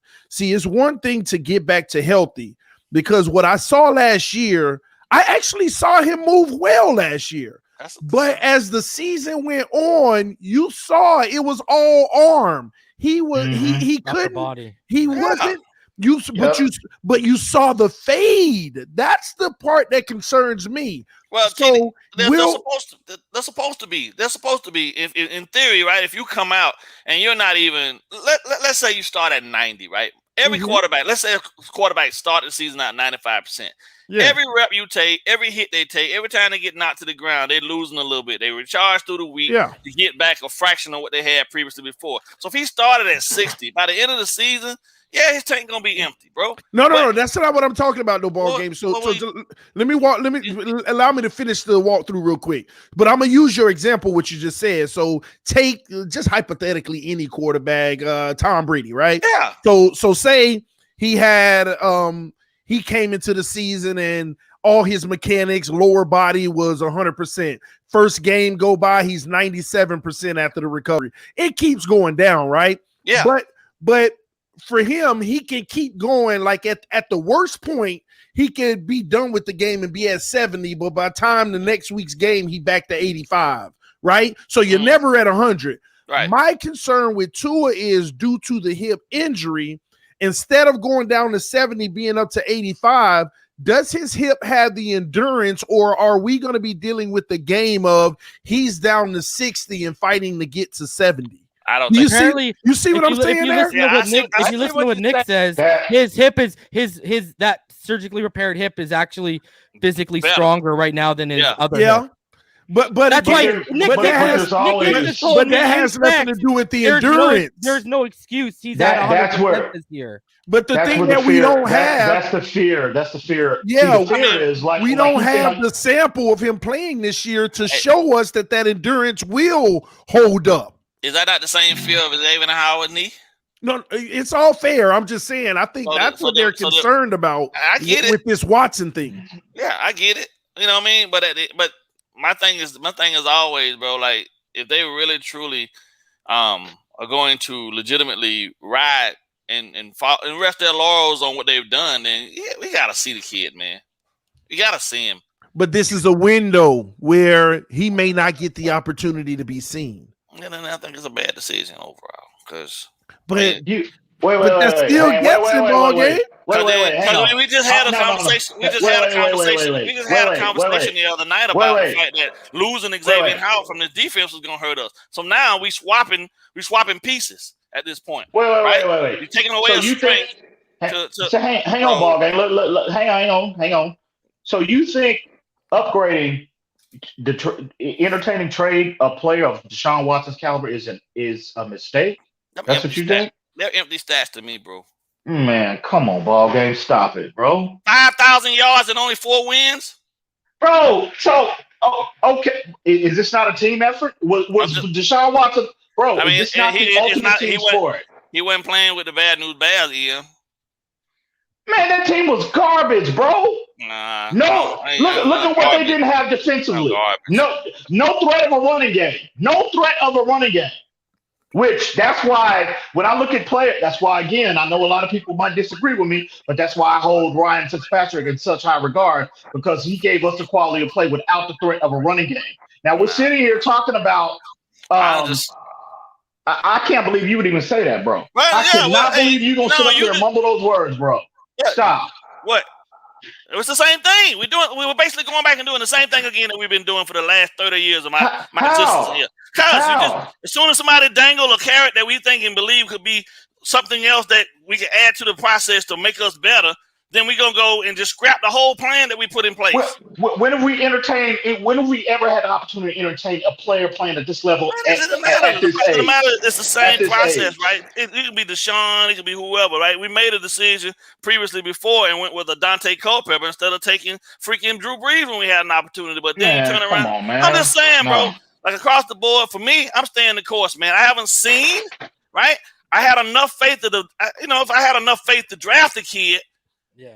The injury was fucked up, true enough, right? I'm sorry, TD, but at the same time, I'm going to ride that, man. I had enough faith to draft him. Mr. Ballgame. Get back to 100%. I'm going to go with it. You got to remember, That's what it is. Mr. Ballgame is the same guy, too, that unlike some of these people in the chat, he went and watched every all-22 snap of Tua Tagovailoa at Alabama, what'd he come back and say?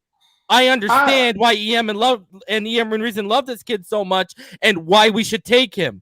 So what he's basically saying is give him a chance at one seat. Well, the fact that we're talking about drafting any quarterback, whether it's Tua, whether it's whoever you want to throw the name of, and we're not even talking about giving these guys 3 years, is absolutely ridiculous because you can't even gauge.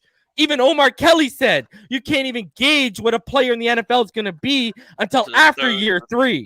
But what you can bring Rosen back. Hold on. Then bring Rosen back. He has to show you. Hang on. But what you have tangible, again, even you said this, Reason. We had this conversation multiple times. What you have tangible are physical traits. Tua is not in his stratosphere, bro.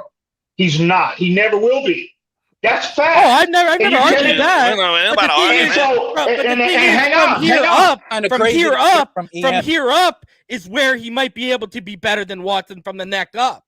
That's where he might be able to. He just needs to be able to develop. But here's where the Dolphins are sitting. Okay, what's more the sure thing? A player that's superior physically as well as mentally. Watson at an all-pro level mentally. So he's giving you. But here's hang on. Watson also has had ACL tears. That's true, and I highlighted that earlier. But if you're the Dolphins, and again, if you're the Dolphins, you're sitting here. If you're talking about projection, Watson is more of the sure thing. He's superior physically. He's superior. He's on an all-pro level mentally. Tua is only, we can hope that he can get here. So for people to say that this is a mistake is ridiculous. Oh, I never said it's a mistake. I've never said it's a mistake, but it's premature. Yeah. Because because like I said, you don't even know what this kid's floor, his ceiling is. You don't have and that's part of what's weighing in on why they're probably infatuated with Watson is because they don't even know what this kid's floor is going to be because they don't have a gauge on it.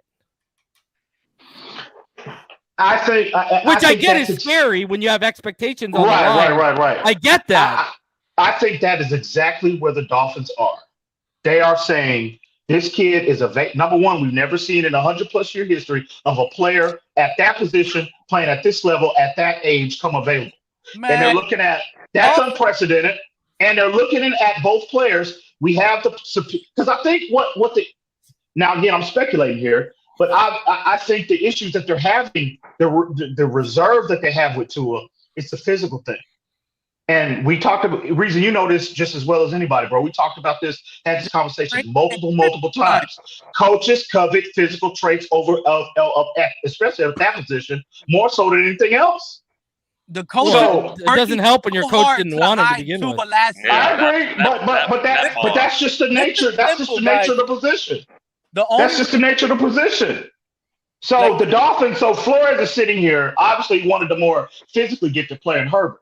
Well, he just got, the fact that Watson came available, he's looked at it the same way. Look, this kid, he's even more of a sure thing than what Herbert was. This kid is just, and it's no knock on Tua. Tua can excel in other areas of his game. For him to reach a high level of play, he's going to have to excel from the mental aspect because he don't have elite physical traits. He just don't. He's never going to be 6'6". He's never going to run 4.5. He's never going to be able to throw the football 70 yards from his knees. He's just not going to be able to do that before we drafted him, EM. So hang on, Pete. So at the end of the day, the Dolphins are sitting there. Again, that's why I think, and again, this is purely speculative on my part, why there's such a high level of intrigue with a player like Watson. It's just a physical thing.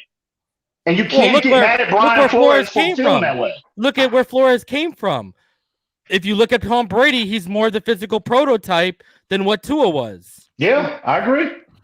And reason how many times we had that conversation about coaches and prototype. Oh, yeah. But you know what the issue was? You know why Greer, Ross, and the scouting staff were all in on Tua was because Herbert's Oregon tape wasn't in the same stratosphere as Tua's Bama tape. Right. That's what it came down to. There were a lot of red flags on Herbert's Oregon tape, and anyone who tells you there wasn't didn't watch it. Mm-hmm. That's what the difference was. So, but for the record, look. So I see you, Big Tom. For the record, if I had to do it all over again, I still believe in Tua's upside. If it came down to Herbert and Tua, I still would take Tua, but let me ask you this. Let me ask you this, TD. Let me ask you this, TD. Hold on. Let me ask you this, TD. If they are so, and this is just like me putting it out there. Let me ask you this, TD. If they're so worried about the things we've all talked about, why didn't they draft someone? Why is the only option? Why is the only option a proven Deshaun commodity, Watson, a top 3 guy? Why didn't they draft someone? If they're that, and I'm just playing devil's advocate. If it's like, and I'm even talking about myself too, because I've heard they're concerned about what the floor of this kid, the ceiling of it, they don't know. So it's the question. I have an answer. I have an answer. I have an answer. Well, let me answer. I don't want to hear your answer, Pete, because you thought we were going to draft everyone in the draft. Not named Trevor Lawrence, okay? Come on. I want to hear TD's answer. I have an answer to why they didn't draft the quarterback, if this is the case, right? Okay. Because Watson was already supposed to happen. But the draft happened after the allegations. Right. No. Watson was the plan. The allegations didn't stop anything. It postponed. And another thing is, that's all. But if you've got the owner telling you, I'm not signing off on it, forget about it, which is basically what I was told. I'm not signing off on it, I think we had the owner say, let's just move forward with Tua and find out. Listen to this. Because everything is a man, we have concerns. And it never, and that's what when I first started this show right here, I said that these are all concerns. It doesn't mean he can't turn the corner and actually work through them and become great. They're all concerns. Just like Tua is our starting quarterback and he has every opportunity, right? This is his team, whatever. They didn't say that, but you get my point. It's a concern. Tua, they do not mind moving forward with Tua if they have to. They don't mind hoping that he ends up being what they thought he would be when they drafted him, because they do have a time frame on when he will. Changeli said it best. I know he will. It's just a matter of when. Changeli said that in his interview. So this Watson thing, if available and the allegations didn't come, trigger pulled. Allegations came, well, Tua's our guy. Let's roll. Let's see what we can do. I think that's what it was, because I think that they were, and I want to go back to a ball game said earlier, because he brought up a good point where y'all did. But remember when we posed the thing and Pete posed this, if we went to the playoffs, would we be dealing with the same thing? We got to reverse that. If we won 6 games last year, would this still be the case? I could argue that maybe not. Maybe it'll be, this is what let's build with Tua now. Because this team wouldn't have showed they're ready to win now for the Watson situation to be that prevalent. Because the Watson situation is motivated by the fact that you have a team that won 10 games. Exactly what, and now it's driven by, we ain't got to deal with growth of a quarterback. You see what I'm saying? Mm-hmm. Like, what would this team have looked like if that legit threat was plugged in last year? Mm-hmm. And that's what's driving everything in Flores, Greer, and they see it, because in the game of football, we could talk about follow the process, but even those who follow a process, it doesn't guarantee a Super Bowl. 32 but teams. They TD to piggyback off what you said. Hold on. This is how I knew we were in trouble with Tua. Ain't nobody in trouble. You don't know.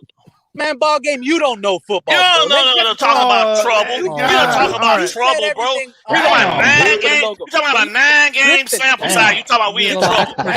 Telling people whether they know football or not. This is the issue. Ain't nobody listening to that foolishness. Not only did his play on the field was very poor, right? It was? Yeah. The Dolphins. Name me an AFC East quarterback in the last decade that's had a better season than what he had. Go ahead. Name him. Tua is the definition why stats lie.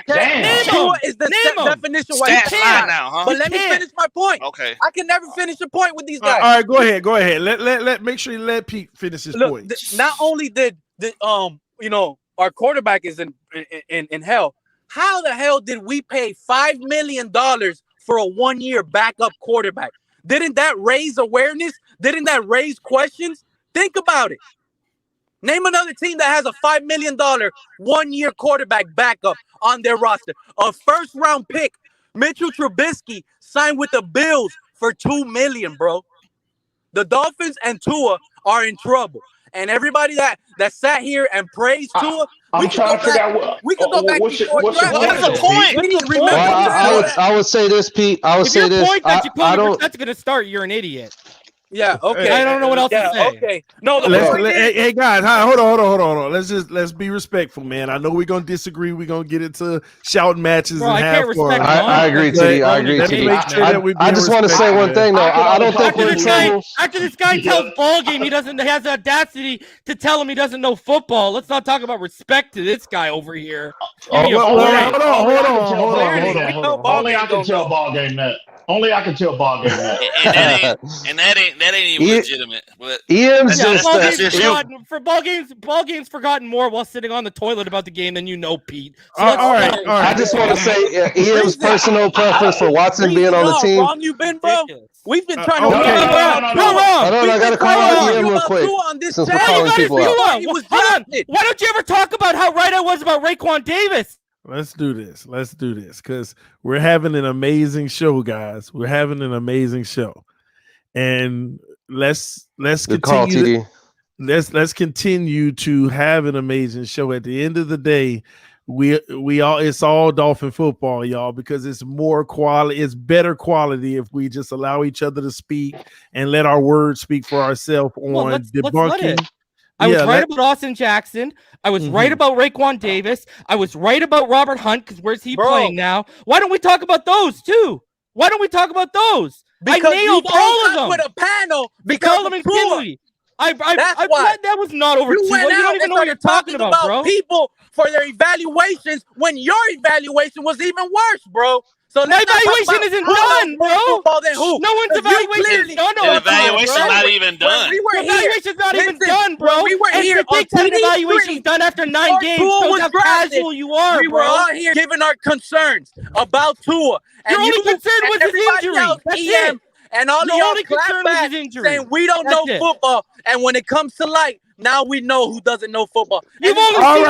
All right. Here we go. You've only seen 9 games. Listen. All right.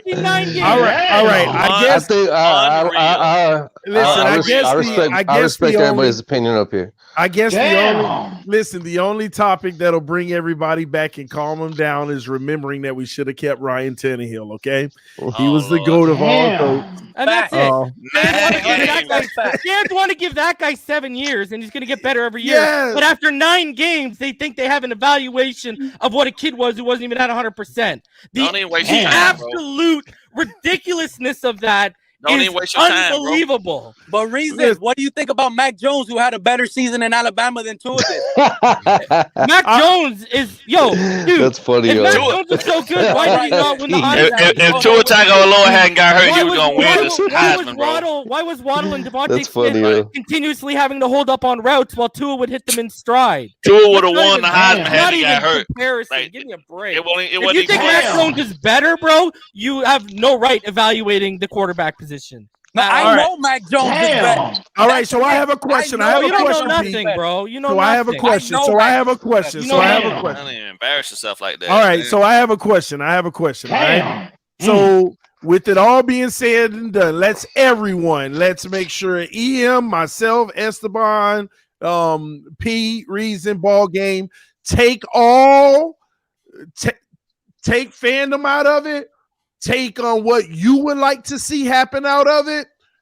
What are we going to be looking like week 1?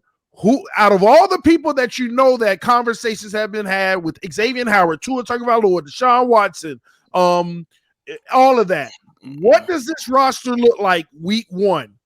Like, do you think all the evidence is pointing to, take away what you want to happen, what is going to happen? And we could start with Reason. Go ahead and start us off. Watson's situation, I don't think will be cleared up by then. Xavier Howard, if he's on the roster and no deals done, it'll be his last year as a Miami Dolphin. That's it. I don't see much. And against the New England Patriots, we will not be able to run the football. So, quick question. What did you say about X?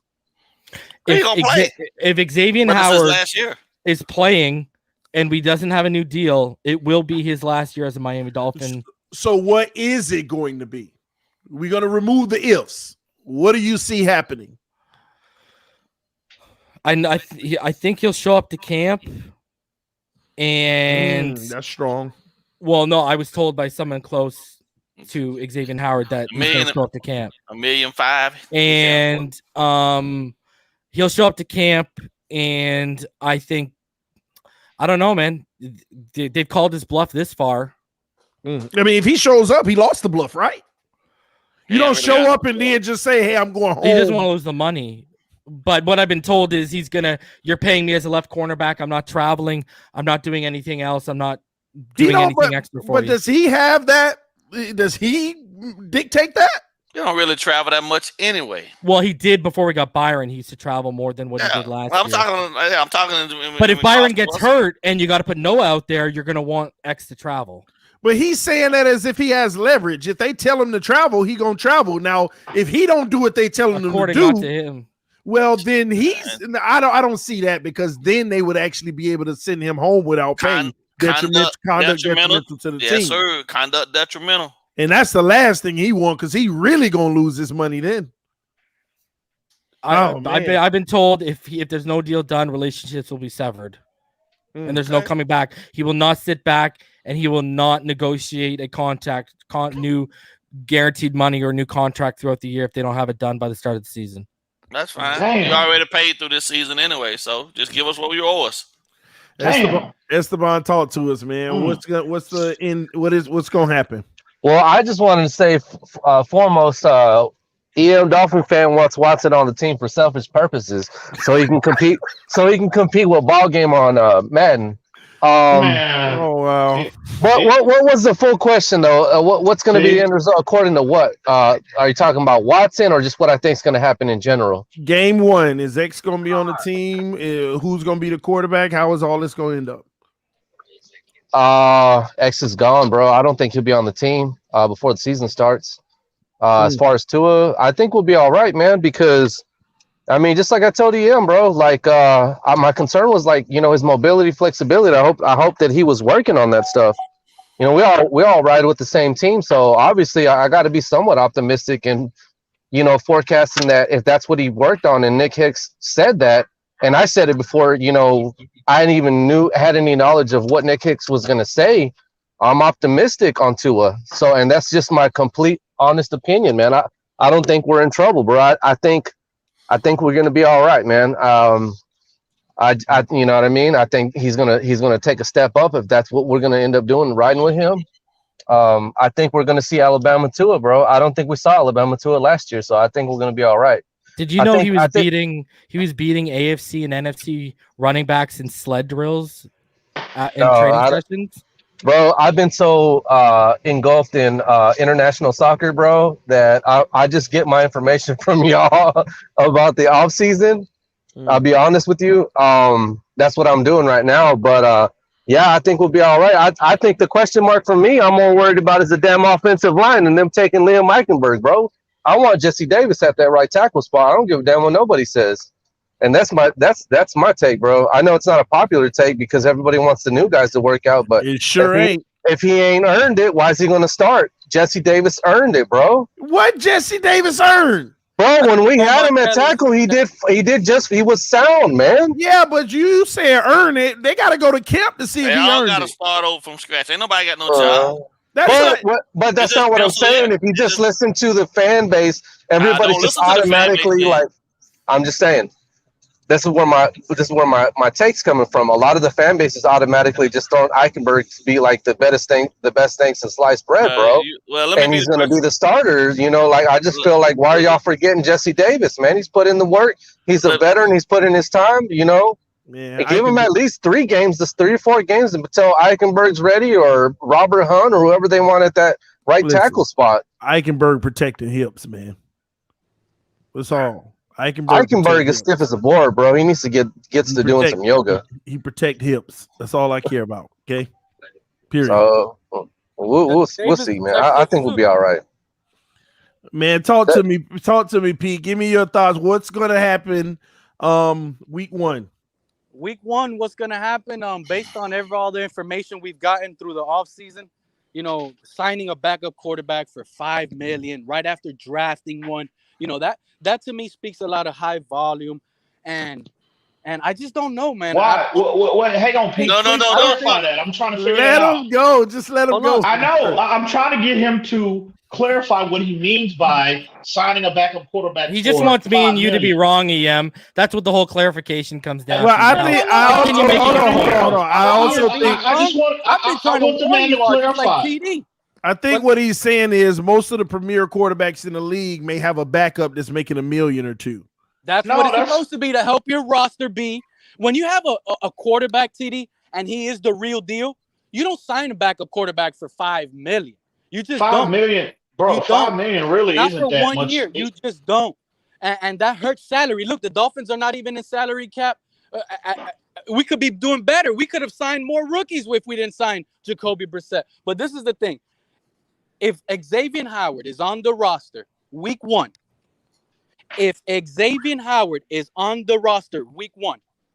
Tua will be our quarterback. Okay. The only thing is, we will double date at quarterback all over again the moment Tua struggles. It will be double dating at quarterback. It'll be bouncing off Tua, Jacoby back to Tua. And that's what I don't want to see. We need a real threat at quarterback. And that's my issue. I honestly believe the only reason Xavier Howard is still on the roster right now as of today is because of the Watson allegations popped up. That's it. I don't know how more information people really need to really realize that the Dolphins and this quarterback position is not so well. Time will tell. Talk to us, ball game. You asked what it's going to look like? Xavier Howard going to show up and do his job.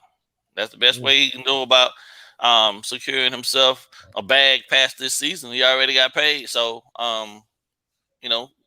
it is what it is. I think I don't see the Watson stuff getting cleared up, to be truthful with you. So Tua Tagovailoa is going to be the guy going forward. And we get the much needed sample size that we need with him being as close to healthy as possible. That's it. Okay. And what about UM? Man, as far as Deshaun Watson situation, I think even though there's tons of smoke surrounding this possible trade, I'm still leaning more towards, I think, I'm leaning more towards it won't happen. And if that doesn't, if they don't pull the trigger, and Tua's, at the helm week 1, I have a level of comfort with Tua. Now, obviously, because they're two, would I be as comfortable if Deshaun Watson was playing week 1? No, because he's on another level in terms of his play. But there's a level of comfort with Tua. But my biggest issue, I have two biggest concerns. The offensive line being able to generate, consistency on the ground. Okay. Establish the run game. And 2, if Xavier Howard is not on the roster, because if I try to tell these fools the other night on your show, I don't understand why they are just totally, it's going over their head, bro. The impact, if Xavier Howard is not on this team, it compromises everything you want to do. And we all talk about establishing a run game and stopping the run game are our two biggest concerns. If Xavier Howard is not on the roster and you're compromised on a boundary, bro, you can't consistently play that single high shell. You can't consistently leave that eighth man in the box. That's just how just how the game is played. It's the reason why Brian Flores, they made that type of investment in terms of on the boundaries, because they know in order to consistently stop the run, you got to have that eighth man in the box. So without Xavier Howard, a player that caliber on the boundary, locking down his side of the field, Byron Jones locking down his side of the field, you have to go to a more 2 high format. And we all know the issues consistently stop and run with 7 in the box as opposed to 8, bro, it's dramatically different. So from a schematic standpoint, my biggest concern, that's why I want to hang on to Xavier Howard. I want to try to exhaust every resource possible to come to some compromise. Because I'm telling you, if we can't run the football and we can't stop the run, I'm telling you, more than likely, we're not going to see significant improvement from Tua Tagovailoa. I don't give a damn what they did at wide receiver. Now, ain't happening. You ain't gonna see nothing from anybody if they can't stop the run, because it ain't gonna matter. And if we can't block up front, it ain't gonna matter either way. That's what I keep saying. Like this development, everyone wants to put it on Tua's shoulders this year. Well, guess what? Not him. Tua's growth and development, as well as our running backs, they're all predicated off this offensive line. And so far, our regime has shown us they can't draft well on the offensive line. So, and they went and got a jabroni at center who they're hoping, listen, I said this before, you've got 3 second-year players who are hoping take equal significant jumps. You're hoping a rookie right tackle reduces and minimizes the learning curve and the mistakes as a rookie. And you're hoping the center finds his 2018 form. Do you realize what I don't even remember the last team that's hoped for all those types. That's a lot to ask for from an offensive line. Like, they have not done a good job. And what I don't get is, as a defensive-minded coach, which ball game is, he'll be the first one to tell you games are won and lost in the trenches. Why are we not taking the offensive line seriously enough is where I'm at. Well, that's where I'm at. The offensive line didn't even look that bad to have 3 rookies on the offensive line. They were 30th in pass blocking. They were 30th in the NFL in pass block win rate. Let me add, when Jesse Davis was at tackle, that's when we looked the best. The Chargers were 22nd. The Chargers do have a worse, people say have a worse offensive line. We're 22nd in pass block win rate. We were 30th. That's why I was always questioning why people were saying they were so bad, because I knew we was ranked a whole lot differently in terms of what we won as opposed to what we lost. The ball game. How many reps did we watch on the All-22? Austin Jackson getting beat across the face and giving up on a rep. Countless. Hunt right off the snap. Hunt's right into his lap. Right up the middle. We were baffled by PFF giving Karras these grades when we're sitting here like that middle is leaky right now. And Jesse Davis was a disaster at guard because he doesn't have the functional strength to play guard, and it was just our offensive line was not good last year. I have to be honest about our O-line. I disagree that they weren't good last year. I think that they were really good last year because there's also a factor that no one's talking about with the O-line. They were blind all season. They weren't getting the checks from their quarterback. They weren't getting any of the quarterback communication that they needed. All of that stuff does matter, and I just think that has to be said to be somewhat fair. That all starts at the center position. It all starts at center. I understand that, but at the same token, are we going to totally dismiss the quarterback's impact as well? Look, I'm not pooping on them. All start on the Hold on, but our offensive line sucks. Your center is the one who identifies the mic and the will. Your center is also the one who identifies disguises and stunts. Why do you think they couldn't pick up stunts last year? But the quarterback has a the quarterback is the one responsible for slot. Right. That starts with the center and works its way back. Right. But I do agree somewhat with what TD's saying. Fitz would come out and you check out of plays too. Exactly, but I guess that's the part of the whole point. There were plays where the O-line was automatic. Tua said it himself. There were plays I knew wasn't going to work, but I ran them anyway. Because he said he didn't have the ability to check out. No, I think our offensive line sucked, bro. No. We got to stop. See, we keep altering those words. He didn't say. You can bring up the transcript. He didn't. Yep, bring it up. He did not. I'll bring it up right now. He did not say he didn't have the ability. The ability to.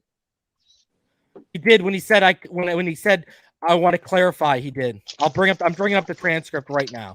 Please bring it up and read it word for word, because this is where it gets very muddy for people when they think one narrative versus the other. He didn't say he wasn't allowed to.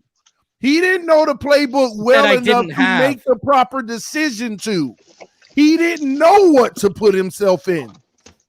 I agree with that, TD. I mean, he's not given the same luxuries that Ryan Fitzpatrick's given at the line. It's not about a luxury. He didn't even know if audibling and checking out into a new play is a luxury. Well, he didn't even know what to go into. That's what I'm saying. He didn't know his playbook well enough to say, in this situation, I'm supposed to go into this. He didn't know what that was. He never said that. I didn't know what that's my fault. He never said I didn't know what to go into. That's what he's saying when he said that, but he did not say. He did not say I wasn't given the opportunity to. That's a narrative that is just not true. But TD, our offensive right here. Hold on. Let him read it. May 26th. Last question of the whole interview. Please. So this is the question. Please. So you're saying that there were instances last year where you were executing plays that you didn't feel comfortable with, and you didn't feel comfortable checking in other plays, checking out of those plays in other plays, quote unquote. Actually, what I'm saying is that I didn't actually know the playbook necessarily really, really good. And that's no one else's fault but my fault. Our play calls were simple when I was in. I didn't have alerts and checks. Whereas now, feeling more comfortable, I can kind of maneuver my way through these things now. So if you don't have alerts and checks, bro, like the playbook was simple when I was in. He started at the top because it means that all he knew was the simple ones. But that means he doesn't have alerts and checks. Alerts and checks either. So we can't hold it against him for not checking out if they're not even giving him the checks to actually even do. Do you know? Okay, hold on. Explain to the people what an alert and a check is. First of all, you have to know them for them to give them to you. That's what we're missing. You have to know them for them to give them to you. This is your alert. You don't even know that. You don't know what the alert and the check was. That's where I was at. You know, that's what he's saying. Trust me on this, y'all. This is what he's saying. That's why he said it's nobody's fault but mine, because he didn't know the playbook well enough. What's a part of the playbook? Alerts and checks. I know. And also, shut that door. That was backed up. Door. See, if it was Tua saying it and nobody else was saying it, okay, well, I could say, well, I would somewhat agree that. Haley said it too. Hang on. Tua's not. He's playing a PC game. And he doesn't necessarily want to throw anyone under the bus. But you had that backed up and substantiated. With some balls all the way to the top, or it'll slam back down. Hold on. That's the bar. Okay. Say that again, Ian. When I hear you say things like that, I agree with you. But that when hang on. I don't know for people that can Arizona game. Say it again. That's true too, Ball. He did checks in the Arizona game. What checks? You better watch the film. There was plenty of them. We ran a lot of. Hold on. And here's the thing: when Tua was in, when Tua was in, we ran a lot of 3x1 sets. Let's get that one on the other side. That's your alert. And you had a different coordinator calling the game too. So this is the point, though. This is the point. He knew the alerts and checks for the plays that he knew. That's the point. That's why he had such a limited playbook. And in the Arizona game, they gave him everything he knew. So why would you put? Doesn't that bring into question? Why would you put in stuff for a quarterback that's your starter that you know he's not 100% comfortable with? Because Tua said it himself. There was times when he came to the line based off of the defense, he knew it wouldn't work. But the package he had, some teams started to scheme for Tua. Some teams started to know what he was doing in previous games. So when he got, and that's why I feel like that Denver game was one of the main ones. There was an eye opener. They came in and they schemed for him, and it was the things that he already knew. So it was like an eye opener. So what they tried to do is give him a few more plays, and they did. He knew the play, but he didn't know the checks and alerts for those plays because they were trying to get plays that worked. I see what you're saying, TD, but how you go through an entire game and you do it at the line, and you checking out into new stuff, but then you turn around a week later when the head OC come back, and now you ain't got no more checks.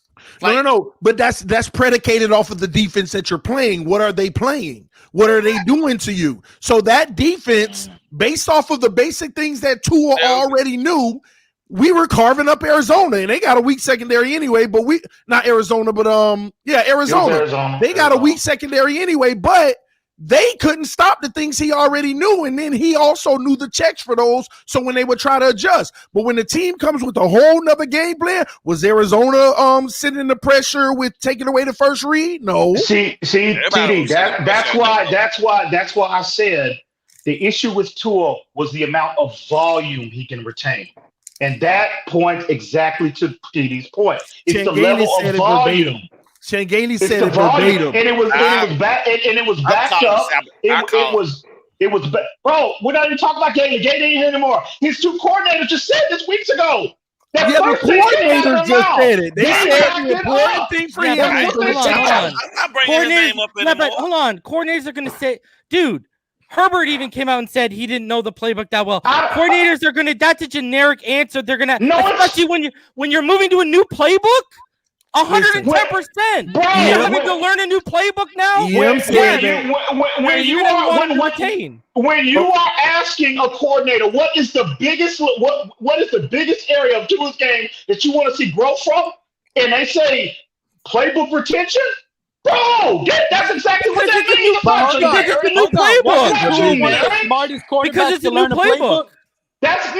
You know what that tells me is that Tua had issues with the amount of volume. Period, plain and simple. But he said it out of his own mouth. He said it himself. Why are we trying to take away from what the man said? But no, Why you yelling, bro? Why you yelling? I can't discount. Listen, he would have said, I didn't know the playbook good. He wouldn't have said, I don't know it really, really well. Why is he stressing really here? He said, I didn't know it well enough. No, he said I didn't know it really well. No matter how you put it, that's the part with the checks and alerts. That's that next level of the playbook. The checks and alerts. Well, hold on. Either way, at this point right now, because this is a mute point to me. He got it down now. Well, we don't know that. How do you know he has it down? It's a new. We don't know that. Okay, let's say this: the playbook is built to his strengths, not his weaknesses. Still, we don't know that ball game. So we gotta go with what we know right now. Well, I've been told personally that him and Albert Wilson were two of the fastest people in terms of retaining this playbook. I was told Albert Wilson is arguably the smartest receiver we have in that room right now. I'm reserving any comment in terms of what Tua will do or won't do, or any player for that matter on this roster, until I see with the pads on. They'd be crazy not to go back to putting stuff in place that this kid is comfortable with.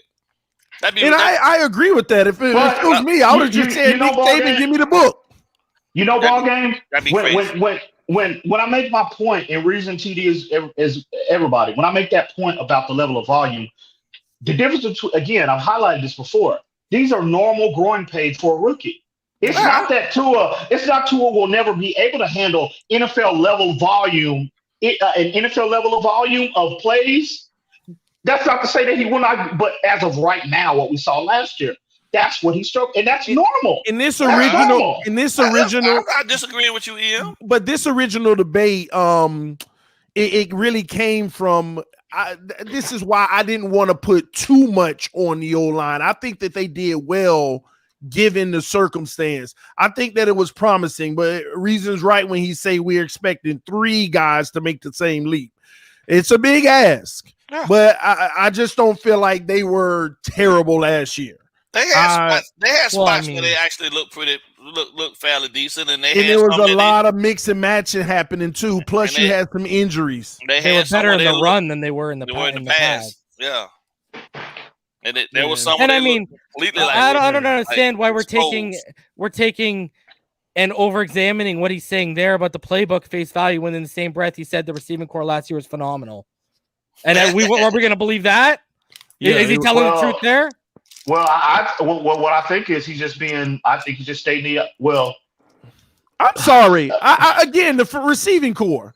Yeah, all right. You can't even put it together. No, look at Tua's completion percentage and stuff, man. I don't get it, man. I really don't get it. Dude, look at his completion percentage in tight windows. He was the second best in the NFL in completion percentage in tight windows. But that wasn't the problem. The problem was his consistency actually throwing in them. His how many times he actually did. That's the issue with Tua. The majority of his throws came into tight windows. Yeah, but again, he didn't throw much. He threw 290 times in 9 games. He didn't throw much in comparison. We all have watched the film. We all seen people who are NFL open and the ball never came. Yep. That's all I'm saying. So, well, I mean, look at his first touchdown pass. That was like the 12th or 11th tightest window throw of the whole year. Mm-hmm. And I'm happy he took that. So shot. he was doing it dude. He had the second highest aggressive throw rate in the NFL. See, this is the same argument that I even have with EM about interceptions. Again, there's different volumes we're talking about here. When a guy, we can easily say what he had, but a lot of that is predicated on what the chances that he didn't take. That's my only thing with Tua. It's just the chances that he doesn't take, and the ball doesn't move. It's a lot of punting. I don't want my quarterback. I don't want my rookie quarterback out there throwing the ball more than 32 times a game. That's pretty much what he averaged for them 9 games. Well, you're losing if he's ball game. Yeah. You got to go look at the context of those games too. Some of them he was putting up 40 because we getting blown out. So on a regular game with Tua, that was in the mid-20s, bro. Well, we only got blown out. We only got blown out in one game. One game. And that wasn't on Tua. Yeah, how many passes he put up in that one? 40-something. Okay, yeah, and we had 11 drops. If he didn't have 11 drops, that's 8 more than the average. If we didn't have 11 drops, he would have thrown. If you actually go back and look at the yardage he lost, he would have thrown for over 550 yards that game. Are the drops the only thing that was happening bad on offense in that game? No, nobody showed up. Hell, Andrew Van Ginkel's the only one who showed up the whole Well, I guess what I mean by that is we had drops, but we also had some misfire passes. I mean, it goes both ways. There was only one when he missed them high over top, and I believe it was the safety was there and picked it. That was like the blatant miss. You missed them. What game are y'all talking about again? The Buffalo one. Game. Well, the last game of the season? Where Matt Barkley looked like he was going to win the MVP against our defense in the second half. Let me tell you. I got to get some pushback, though, on I think the defense was doing good up until the point that we had Thank you for an entire quarter and then we came out of in the second half and had another 3 and out. Dude, they allowed 28 points. Then there was the play where when they, I believe it was a punt. I forgot who was it. Was it Ahmed that was returning? He freaking called the fair catch inside the 5-yard line, bro. That changed field position. It was like a shot in the foot. They started listen. We're messing up on field position. Everything we were doing everything wrong in that game. Well, special teams the last couple weeks wasn't very good. Even go back. Why do we rank on the defense in that game when the defense actually showed up to play football? The first 4 drives, Josh Allen got shut down and was even intercepted. Couldn't do anything, not even a first down. But at some point, you got to help as an offense.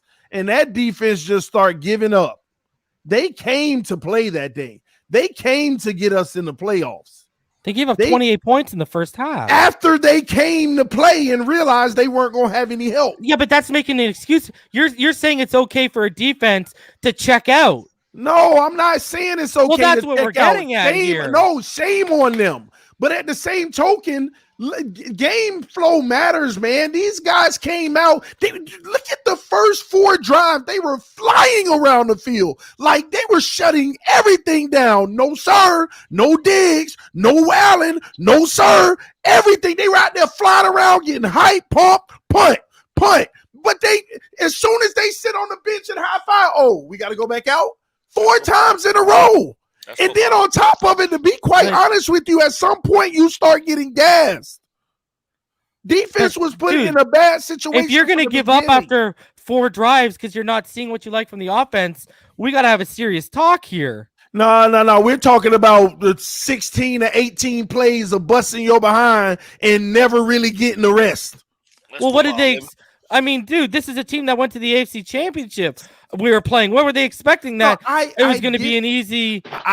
All I'm saying is from the beginning of the game, defense, shame on you. We couldn't even run the ball. Defense, shame on you for laying down. But and the play calling was terrible. We got down inside the 10-yard line. We're calling bubble screens. What's going on? But that didn't happen till later because we never got down in the 10.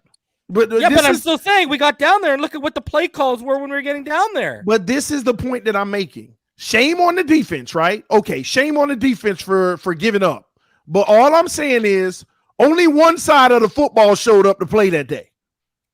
No, one person, Andrew Van Ginkel. No, only one side of the football. For the whole game. Yeah, I get that. But only one side of the football showed up to play from the beginning. That's all I'm saying. Here's the thing. We were winning after the first quarter. We were up 3-0. They scored 28 points in the second quarter alone against us. No, didn't we go? I thought we had a 10-0 lead. Didn't we have a 10-0 lead in that game? No, we scored 3 points in the second quarter. You're talking about the Chiefs. You're talking about the Chiefs game, the game that they learned that hey, if we ain't gonna get help, it ain't gonna happen. If they couldn't come, if they let the Chiefs come back, it ain't gonna matter. Myles Gaskin averaged that probably set the stage. Myles Gaskin 7 carries, 20 yards. Salvin Ahmed 6 carries, 29 yards. Tua Tagovailoa 6 carries, 28 yards. We couldn't run the football either. I get it. And as opposed to, and again, I love Jalen Waddle. But as opposed to spending 2 first-round picks on a slot guy, speed guy, when you just went in free agency and signed that exact same type of player, you should have been, investing those type of resources in establishing this run game. Because if Tua, any quarterback for the most part, if Tua does not in his second year have that type of that level of support, Tua is going to struggle. I don't care who you brought in. Well, the That's offense just a fact. The entire offense. The people are going to be. People are in for a rude awakening week 1 when we can't run the football against that defense in New England.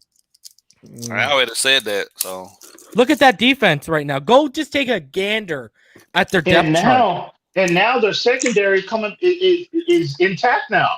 You got Gilmore. You got Dante Hightower's back. Dante Hightower's back. So now, ball game. The point I was trying to make about Matt Judon is there now. I don't think they're even banking on Gilmore. You got Jackson. You got JC and Jones who held it down for them in his absence. But Jones is not the player of J.C. Jackson or Stephon Gilmore. Let's be clear. Jones is a slot guy. But you don't really have to be. Right at this point, right? But what I'm saying is Jackson got 9 picks. So right, but what I'm saying is with the addition of Gilmore now you have your two of top 6 or 7 guys at their respective positions, and now you're at full strength. Now you'll see the increase. We'll see that defense closer to 2018 as opposed. I'm sorry, what was that year they gave 2019 as opposed to 2020? So they're full strength now, and good luck. I love Jalen Waddle as much as I love Waddle, but until he proves what he can do at this level, any I don't care what you have at wide receiver, bro. You got 2 corners like that. There are going to be struggles during that game. So you can't run the football. And you're throwing against one of the best secondaries in entire National Football League, and they upgraded with Matt Judon to where they can generate, more of an organic-based approach in terms of their pass rush now. I'm telling you, man, it's a recipe for a disaster. That's why that run game should have been a priority if you're the Miami Dolphins, bro, because you want to spread them out to run the ball. That should be the theory here. With all this speed we got, you spread them out, they can't stack the box. It's gonna be damn near impossible to get 7 in the box with that type of speed. If they formationally do it right. So I mean, it's almost impossible. You go boundary to boundary, sideline to sideline. You put your guys on the numbers and put your guys on the hash marks inside. They got to come out there. They got to at least split the distance to honor that. So that leaves one guy in the box with the D line. Well, that's what Flores highlighted in the graphic. I don't know. Those are question marks. Against this front. Do you think even if they do spread them out right, and the Patriots go too high as opposed to single high, they're gonna have to be. When you match up 7-on-7, you really think they can consistently move this front and create gap and create space? where Bob Gaskins can be productive. But are you confident they can do that? Yeah, week 1? No, I've said it. I've been on record and said I don't think. We were backstage and we had that the three of us were backstage and had that conversation. I don't think. No, not week 1. Listen, I already said these first 6 games, 3 of them are an extension of the preseason to me. So they still got to establish an identity, right? That's what they got to do more so than anything. The benefit of having these 2 practices with the other 2 teams from the NFC is that they get a little bit more couple more looks at what formationally they can do and what packages they can put in and whether things work or not. But I'm not convinced. I'm not convinced in them first 3 that like Buffalo. Listen, I'm gonna be real with you. I believe we're gonna lose to the Patriots. I believe we're gonna lose to the Buffalo Bills. We'll win the game 3 against the Raiders, and we're gonna turn around and then go and play. Who is that? The Colts. Yeah. Colts in the Bucks. Probably lose to probably beat the Colts, lose to the Bucks, and then win against the Jags in London. Yeah. So Tua's gonna have the same start as Fitz had the year before. Pretty much. And then Jacoby Brissett comes in at the end of the Jets game. Won't happen. I'll just say it just like the Tua. But this is my 3-3. I call 3-3 just because. Hold on. Do you call the same 2 losses at the beginning of the season if Watson was the quarterback? Not being able to run the ball? Well, that all depends on what we got to give up, though, right? Like, because if we got to give up any piece up on this front 7 that they've assembled at this point and send it somewhere else, and that's putting Butler up there, which I'm fine with. But then we losing a boundary guy. Yeah, right? Yeah, same thing. Lose the boundary guy. It don't matter. No. I don't think it matters. I don't think it matters. It doesn't matter at all. Because that offensive line still has to ball game. Gel. But ball game. Let's be ball game. Be on it. With Deshaun Watson though. Deshaun Watson has proven since he's coming to the league. He had historically terrible offensive lines since he's been in the league, and the dude still has put up Pro Bowl numbers. When is he beating Bill Belichick? He's won the division multiple times. It doesn't matter. He's not in our division. How many people can you say have beaten Bill Belichick? That's my point, though. That's my point, Not though. very many. Point. So wait. So what are you saying? Okay, I don't think it changes. I don't think it changes anything with him coming over from there. If he comes over, whatnot, he's still gonna be facing the same issues. He got to learn a new playbook. Look, he got to learn all of our stuff. The offensive line got to gel around him. We're still gonna have the same issues. Ball game, first of all, it changes everything. Okay, well, I mean, you can think that, but I'm crazy if you don't. You're crazy if you don't think they would have a plan in place to be able to neutralize him. As much as we want to sit here and say, "Oh yeah, we have the fastest receiver, so that's going to make the defense play 2 deep safety every time," that doesn't necessarily mean that. I didn't say that. Tua, no, listen, it's going to take Tua to sit here and beat defenses consistently to be afraid to put 2 safeties back there. Because if you think about it, that's probably with Watson in week 1. It's automatically 2 safeties back there. There's no scheming the box. We're still gonna see a stacked box until Tua proves he can beat it. That's it. Whether we have a good running back or not. That's just the fact. That's true. How you beat Tua, you stack him, you blitz him, and you play 1-on-1. He doesn't have it in him to throw it. Well, to your point, ball game about there being issues in terms of like if we acquire Watson this late in the game, he'll have a learning curve. Learning a playbook, et cetera. I do agree with that to some degree, but you got to look at the athlete that he is. Okay, sure. Hang on. Sure, if you scale things down, you're going to have to some degree because nobody can come in and learn a playbook, an NFL level playbook in weeks.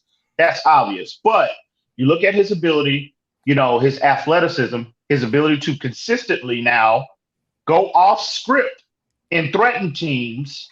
Okay, with his athleticism, with his legs, that's a tremendous asset, especially while he's in the learning curve process. So I think his athleticism is going to go a long way to offset what he might not know in terms of volume of the playbook. Because at the end of the day, when you have them, look at Lamar Jackson's. We know how athleticism at the quarterback position significantly compromises defense, no matter what you do throwing at him. So I think that'll go a long way to offset what he might not know playbook-wise early on. So I don't, you are not wrong, but I don't think it'll be as big of an issue as you think it will be. I gotta say something real quick because I'm on my phone and it's about to die. I want to apologize because obviously there's no coddling going on over here in my family. I know y'all probably heard that, but I got a back issue right now, so I got to get my boys to help me with everything, bro. So, okay, I just wanted to say, man, regardless, I respect everybody's opinion on this platform up here right now. But my whole thing with Flores is based on the decisions he's made in the offseason. He could possibly be on the hot seat. But if it has anything to do with Tua, I don't believe that's going to be a make or break for him. My thing is, I just don't like how we have a track record of just being on a coach, off a coach, and moving on. So, I understand that, some of the stuff he's done in the offseason as far as like offensive moves, I'm not a fan of them either. You know what I mean? I just told y'all the Eichenberg thing, but he's going to have to prove himself offensively as a head coach this year. He's got to make that transition to be a full-on head coach. He's been asked about, him being defensive minded in interviews and come out and said, no, I'm a head coach. I'm not a defensive minded coach. So he's got to actually show it. Like, you know what I mean? But I respect a lot. You want to roll with Eichenberg over somebody like Panay and Tristan Wirfs, and then the other kid from Oklahoma State, I forgot his name. That was at Tevin Jenkins. Tevin Jenkins, the best right tackle in the draft, passed up on all these dudes, and you want to roll with Eichenberg? Okay, well then let's see what you got as a head coach. You know what I mean? So that's where I'm at, man. Other than that, man, peace out, y'all, and y'all have a good one, man. I'm gonna listen on the net, and EM. Mayweather sucks. Shout out to Messi. Ball game. You don't know nothing about basketball, bro. Spurs up, bro. Go Spurs, go. All right, later. I hear you. That's cute. Hey guys, that's real cute. I'm not sure why the video is buffering for some of you guys. It's playing real time for me right now, so that means some of you guys may be on a specific server that isn't that went down or something. They got that Josh Rosen internet connection, bro. Yeah, I'm not sure because it went from 530 something people, and then people say it's buffering. Now it's 446 and dropping fast. So some of y'all may be on a just refresh to fix it. Somebody said just refresh to fix it, but some of y'all maybe just be on a server that's not going very well. Let me say this about Brian Flores. If anything is true where he doesn't want Tua, then Xavier Howard is getting traded because nothing will prove his point more than making that move, in my opinion, because that would, like me and Ian was arguing the other night, it would put more pressure on the offense, and the score may not be always with us up as often and things like that. And with not as many extra possessions. And I think all of that type of stuff matters, man, because if he really doesn't want Tua, then X's days, I don't even think it may be reconcilable. They may just actually go to looking to trade X. Do you think from a Brian Flores standpoint that he's truly sold that he wants to move forward with Tua? I think he would take Watson because of the expectations. But the other thing, too, is we created 27 points offensively off of all 10 of those interceptions, 3 touchdowns, and 2 field goals as well. Now, I don't think he would trade Xavier Howard to sabotage Tua. I think he would trade Xavier Howard because, like me and Ballgame and Richmond Webb had conversations about NFL coaches, they're stubborn, they're egotistical, and they believe they can develop anyone. So it would be a matter of, I drafted this guy, Noah, at 30. I think I can get not the same, obviously similar production. I can get what I need. I can get what I need out of him. I'll just shade coverage to his side more, help him out. And I think that's what it would come down to with trading X. I don't think Tua Tagovailoa would have an impact on the trade unless it's to get Watson and X is part of the package. Then clearly that's to upgrade the quarterback position. But I don't think he's trying to, I'll tell y'all right now, I asked Omar Kelly flat out right before I'm backstage before I went live, and he said Flores loves Tua. Now, I've heard contrary stuff. EM knows what the story is. Ballgame knows what the story is. That I can't say publicly that shows the levels that Flores is going to maybe get two out of there and Watson in. So it's kind of contrary to what I was told by Omar, but I can't. I swore the person I wouldn't go public with it. But so, I think he loves him as a person. Oh, that's just like I think after that interview with Antoine Bethea and Darius Butler, he loves X the player. I think he hates X the person. And you think Flores don't like X as the person, dude? Not when you out here spewing out foolishness out of you remember that Lynn Bowden article a couple weeks ago, TD? They don't get down like that, bro. Do you remember that Lynn Bowden article by Tyler Dunn where he talked about the Raiders and stuff? Yeah. He got reamed out for that by Brian Flores. Who, Lynn Bowden? Lynn Bowden Jr. got reamed out for that. And if you're getting reamed out for that, imagine what they're feeling about what X said on that podcast. And the difference is double. Yeah, and the difference is Lynn Bowden's on his rookie contract. X a grown man in this league. He can go out and say whatever he wants to say, and they can't rein him in. So imagine what he's feeling about X right now. He's a control freak, eh? Like I've been told, quote unquote, Brian Flores is insanely controlling. But I like it because controlling means that you're putting everything on your back to prove that it wins, and if it wins, keep controlling.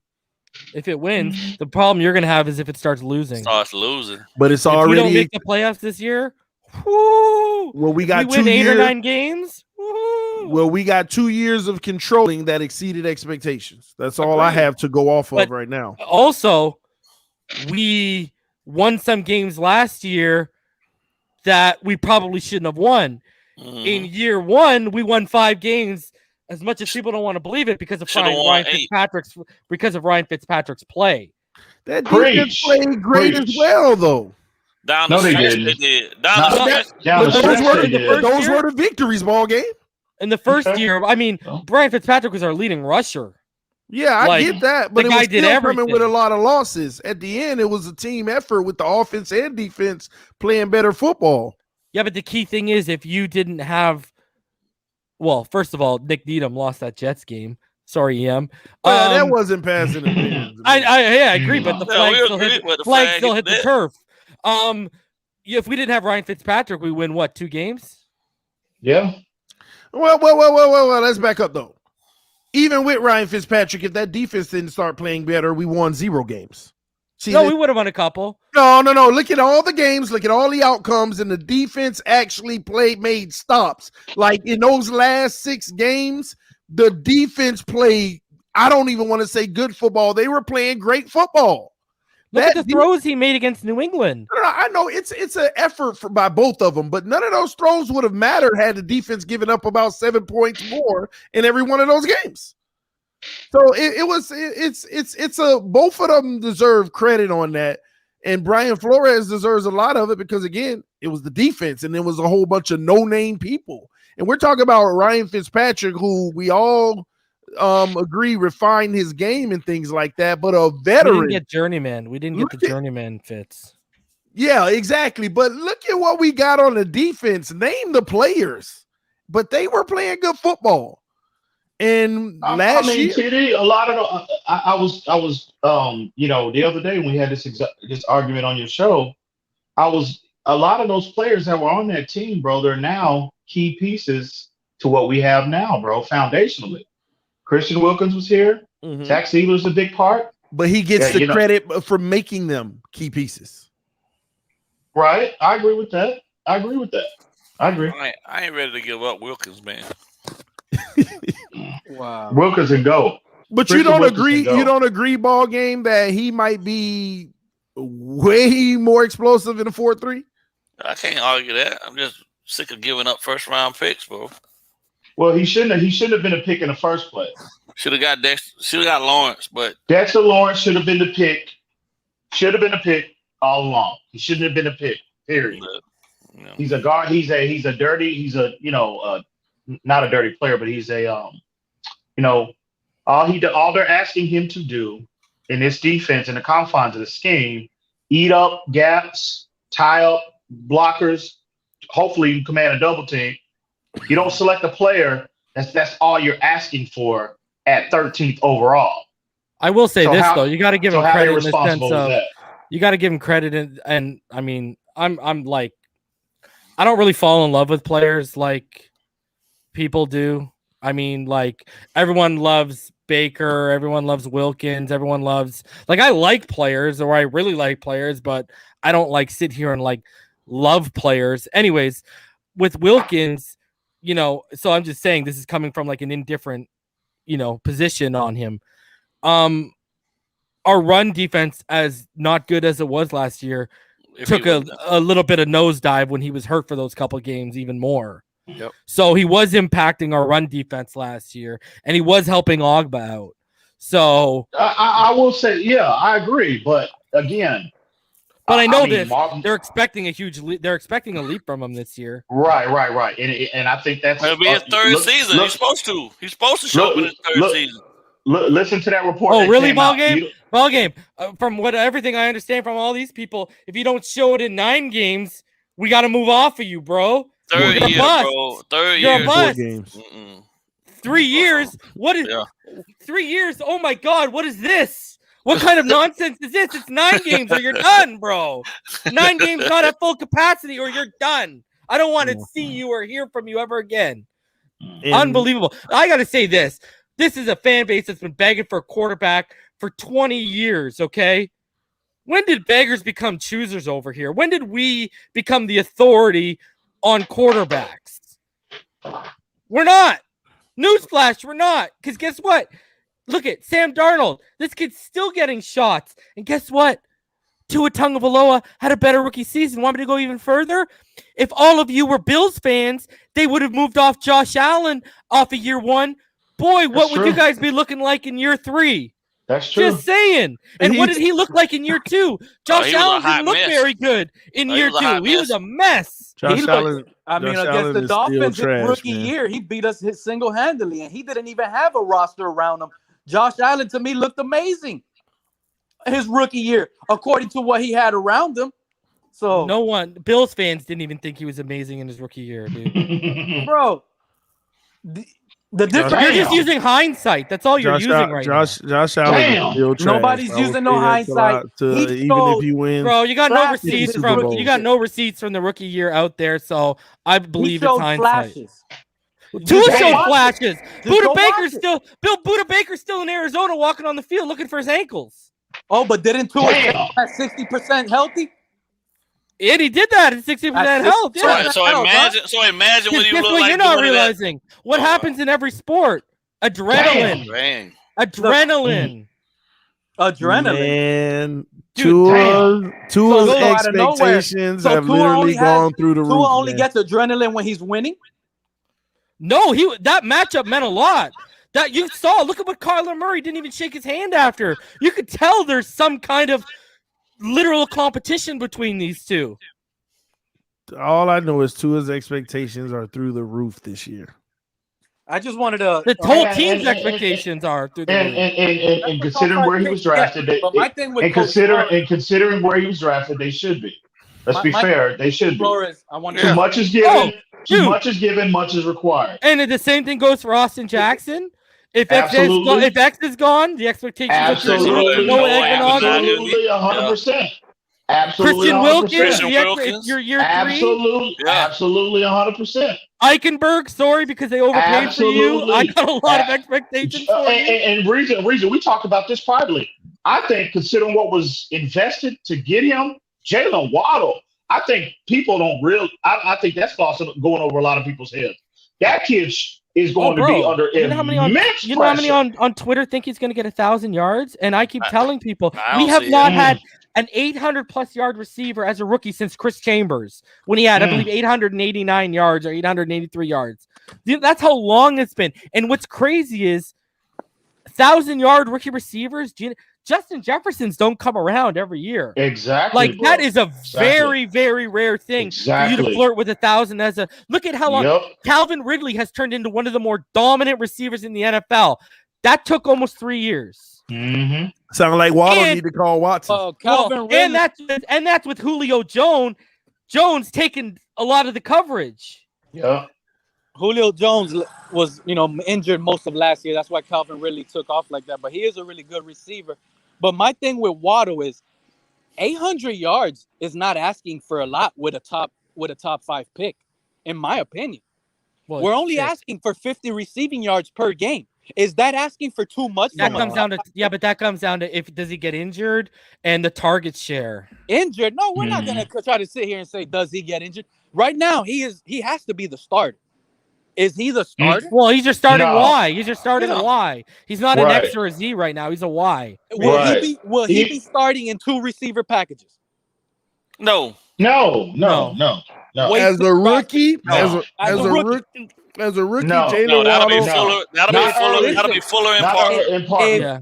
If Waddle does not start as a rookie in 2 wide receiver packages, I'm gonna tell you guys right now, it is not very good. Simple and plain. I don't care. Oh, but we have Fuller. But we have that doesn't. If Waddle does not start as a rookie, top 5 I disagree with that.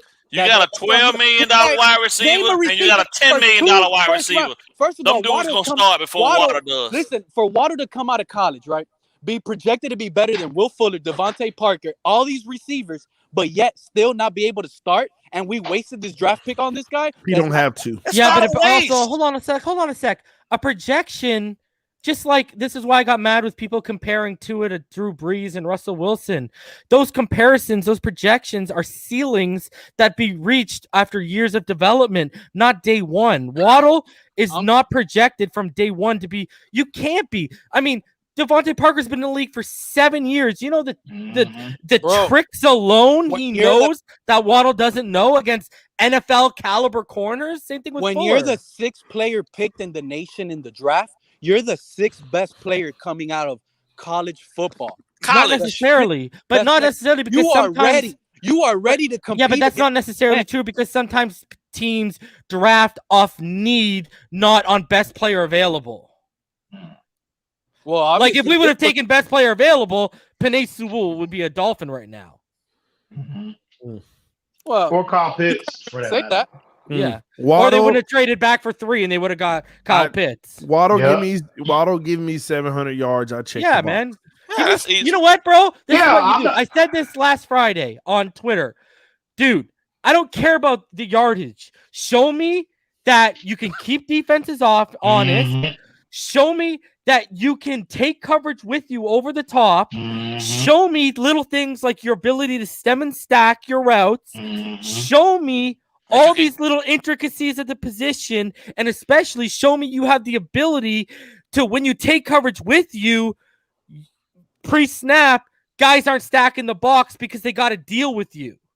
Show me that you're going to impact the game in these other little facets. Then year 2, year 3, I'll be asking for the yardage. Waddle was I want to see you. I want to see special teams early on, and special teams when called upon. I want to see you be able to navigate that NFL traffic from the slot. Yeah, that's what matters more than anything. He better. He better. With no free release, with a few games where you're not going to have free releases. Show me some goddamn separation because we need it. All right.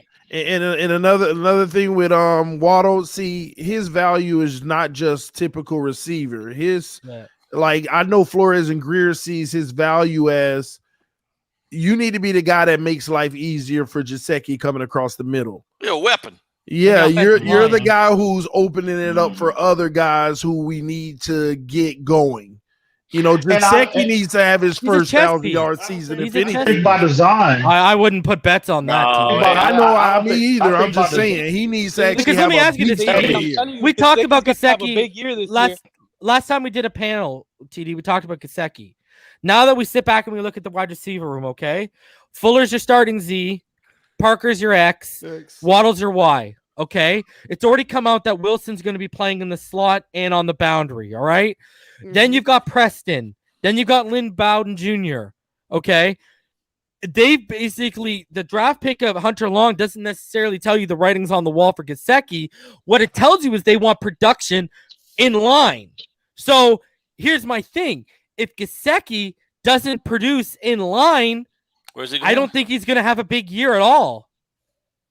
Because let me ask you this. Are you going to take Fuller, Waddle, or Parker or Preston off the field, to slide in Gesicki into one of those spots? No. You're not going to take the speed guys off, and you're not going to take your proven 50-50 ISO guys that he's built a rapport with. I mean, I showed on Twitter, look at how many flags Tua drew off of understanding leverage with Parker alone. Then you saw Preston before he got hurt. Look at the chemistry they were starting to build. You're not going to take those guys off the field for Mike Gesicki to fit in the slot or on the boundary. You're going to be asking him in 12-man personnel, you better be producing whether we ask you to block or whether we ask you to catch the football up the First seam. of all, reason, when I think about Gesicki, my thing is he's going to have a big year this year. And when you look at it, think about this. Going into week 1 against the New England Patriots, we have all these wide receivers. Who is going to cover Gesicki? I'm not scared of Hightower covering Gesicki. That's already a mismatch. Who in the 3 receiver set? But Gesicki's on the field. You cannot listen, hold on. You cannot put safeties on Gesicki anymore. You cannot put corners on Gesicki anymore. And when you put a linebacker, you're done. So what's gonna happen? Gesicki is gonna have a huge season. And I kept telling you, and I'm gonna keep telling you, receiving wise. What did we draft Gesicki for? To be our receiving threat tight end. And that's exactly what we're going to get. Not only did we get it last year, but this year we're going to get it even better because I see how the offense is forming for someone like Gesicki to get in the red zone and score those one-on-one touchdowns. I think the red zone is where he can produce. The problem is from the 20 to 20, you're going to be looking for the guys. You're going to be looking for the guys that separate. Listen, you got to understand, Tua is a quick, rhythmic passer, and that depends a lot on separation, quick timing routes. Do you know Gesicki's one of the worst separators in the NFL? Do you remember the 49ers game when they put 2 linebackers on Gesicki? What he did to them 74 yards later. That goes to my point, Pete. That goes to my point. Do you see what happens when you put linebackers on Gesicki? Pete.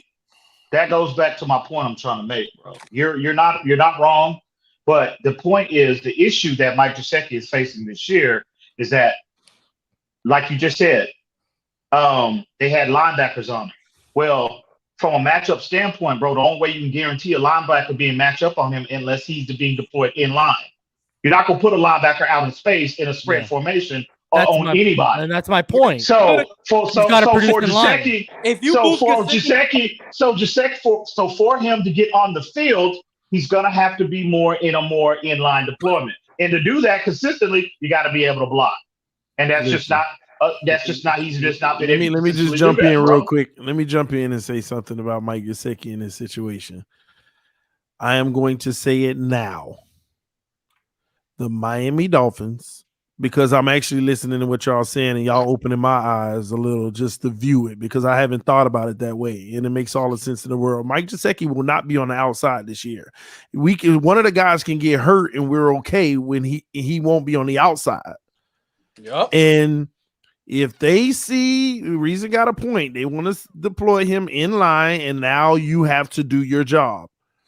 I am willing to go out on a limb right now and tell you that Mike Gesicki will play less than 50% of the offensive snaps. And furthermore, the Miami Dolphins need to trade him now before they devalue his value because it absolutely makes no sense to play him in line where he will not produce like a Travis Kelce or any of those other guys because he will not be in a position to do what he does well. He is the 4th best receiver on this team now because he is a wide receiver, period. You can line him up at tight end in line and go out for passes all you want, but teams at this point 3 years in, they know he is a receiver lining up as a tight end. They will not utilize him in run situations because they haven't used him in run situations. Yeah, well, I already said why I feel, now this is just me, why I feel we didn't use him in run situations prior seasons based on all the injuries we had at wide receiver. We've had to extend them and use them more to catch the ball. We haven't even had a good running back here for him to be, run. We haven't even had continuously lead on teams. This team has been having a pass heavy for the last 3 years. Pass Have heavy. you, Pete? Have you ever taken a look? Have you ever taken a look at Mike Gesicki's usage, bro? Hold on a sec. We were the fifth. We were the fifth highest team. We were the fifth highest team in the NFL last year in 12-man personnel usage. And it was mainly Shaheen and Smythe. Shaheen and Smythe.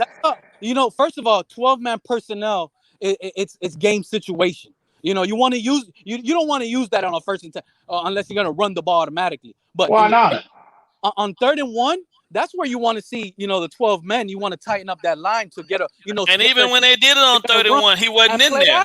And play action, get him over the top. Well, Gesicki went on the field in those in most situations when they were in 12 personnel. Pete. I just finished telling you why. At the end of the day, for Gesicki, at the end of the day, just Gesicki, for him to maximize his impact, it's going to be through an inline format. It has to be. You know what's funny? You're not taking Jalen Waddle off the field and inserting Mike Gesicki. You're not taking Albert Wilson off the field and putting in Mike Gesicki. You're not taking Lynn Bowden off the field and putting Mike Gesicki in. At least not 20 to 20. Not 20 to 20. You're not. It's not going to happen. Yo, I gotta go. TD, I love you. Thank you for having me on. Appreciate you. EM ball game. Love you, Pete. Even though we don't agree, I still love you, bro. Have a good one, guys. All right, man. All right, bro. Boy, oh boy. Hey, likewise. Say bless, buddy. What a show! Damn. Woo-wee, man. I love these fireworks, bro. I love these fireworks, man. It's par for the course. It's par for the Got my blood pumping. Ball game was avoiding it early on. I was avoiding it. I was on the road. I'm messing with you, man. I was coming from getting a massage, man. Mike check. Pete, go ahead, Pete. Oh no, is that I every time I get a phone call, sometimes it kicks me out. I was just wondering to see if I'm still here. But like I was telling EM, my thing with Gesicki, like I said, was we didn't have the receivers. We didn't need him to run. That was last year. That was last year. We were limited at wide receiver. So why do we want him in the trenches, getting hurt, risking injury? He's a tight end, though. He's supposed to be down there. No, let's back up. Imagine this, though, ball game. Imagine this. We're already hurt, all our wide receivers. Our best wide receiver right now at the point is our tight end. And then you're going to put him in the trenches where he can get hurt. And now we really have no wide receivers left? No, let me help you out real quick, Pete. Do you remember when our receivers started going down last year? What game that was? Around the Rams, Arizona, week 8, week 9. Yes, I want you, when you get a chance, go look at Gesicki's offensive snap usage. He basically averaged about 53, 55% offensive snaps when all the receivers were there. And it was still on the outside, Pete. He wasn't lined up at tight end. He was on the slot. When no one was hurt. I called out on your stream. You were live doing your play-by-play, TD. The first play of the game. Where was Gesicki at? Well, first, it was 15 minutes the first quarter. They lined them up all the way on the right side like a wide receiver. Yeah. It was week 1. I don't even remember what game. But that, I had concerns. I even said it. I'm like, what's going on with this? But at the same time. Because they don't trust him on the line, Pete. Okay. Right. Teams know that if Mike Gesicki is on the line of scrimmage, it's going to be a pass. It's going to be a pass. He can't sell anything. And I hope the NFL keeps feeling like that, because now we could come in week 1, switch it up, and run heavy on the Patriots and use Gesicki blocking. But he can't block. Like, how can you sit here and say he can't block when he's practicing? We've seen it. And y'all sitting here saying he can't block like he can't better. He's going into his 4th year. That's my whole point, Pete. And he has not done it yet. They have not asked of him to do it. That's the whole point of why Shaheen and Smythe are in the game when we were running the ball out of 2 tight end sets, because he can't do it. But it wasn't. He literally couldn't do it. The dude was getting blown up, bro. Worse than that, I don't think it's necessarily he can't do it. He don't want to do it, because I think physically. Hell no. If you don't want to do it, you gotta get out of here. I think physically. That's the whole point, Pete. I think physically he matches up well with any locker. He's got the functional strength. He's got the size. He's got the girth. He's got everything. but the willingness to continue to consistently stick your nose in there and mix it up. He shies away from contact. That was the knock on him pre-draft the year he came out. He doesn't like contact. Looks like Tarzan, plays like Jane. If you are a tight end that don't like contact, bro, what do? You move him to wide receiver. That's what you do. That's it. They signed And they do. Eichenberg for a reason. Not Eichenberg, excuse me. Hunter Long. Hunter Because he commits to the run. He commits to the dirty work of the possession. Well, I'm gonna tell you right now. Still can catch the ball. I'm gonna tell you right now. I looked at some Hunter Long, and I looked at him really good. He has blocking issues as well, and also, he's not a good receiver like Gesicki. You done lost your mind. Okay, he led. Hold on. What you gonna tell me? He led college last year in receptions as tight end. Pete. All I'm saying to you is he moved better than Gesicki. He moves better than Gesicki. Okay. Yeah, totally Another thing I am gonna tell you. I'm gonna tell you right now. Hunter Long blocking, he can use improvement, but that even goes to show you how bad Gesicki is. Yeah, he is a much better blocker than Gesicki. No.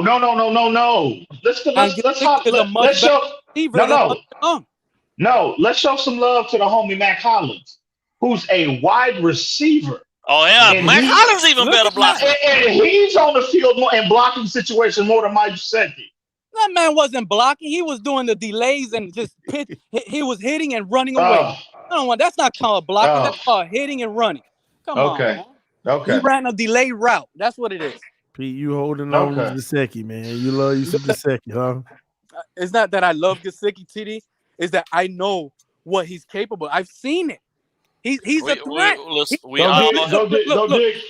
dig that tape up and send it to me. We all fell in love with him, Pete. But I'm done. I like Gesicki. Listen, Gesicki. Here it is. He one-dimensional, Pete.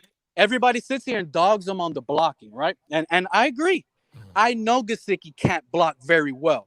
My thing is, it's not that he can't block. That's the issue I have with most people. It's not that he can't block and get in front of somebody and block. Gesicki's issue is blocking assignments on who to block. That's what he messes up a lot on. He doesn't know who to block correctly. You know what? Lord have mercy. That happened to Harris. That happened to Ted Harris last year. That happened to Austin Jackson. Blocking assignments are hard if you don't get it right. First of all, Pete, you're right and you're wrong. He got problems identifying the blocker. That's where you're right. And you're wrong because even when he he can't block. He ain't block him. Oh, Pete, bro, come on, man. But look, this is my thing. When he gets in front of somebody, don't do it, Pete. Have y'all seen Gesicki get pancaked? Go ahead. It doesn't come in the form. Have y'all seen him get bashed, ragged, and put on the ground? Like it doesn't. That's not what we're talking about, Pete. What we're talking about is when he gets in front of the defender, the defender easily goes around him, and Gesicki takes bad angles and everything, bro. People get past him and make the tackle. Don't worry, big time. I'm gonna get you, bro. I saw your last comment. Don't worry. Don't think I didn't see that. The Raiders. But anyway, go ahead. Gesicki against the Raiders, if he has bad angles, he made the key block for Gaskin to score in that play. He literally made that key block. If it wasn't for that block, Gaskin doesn't catch that little run route and go around for a touchdown.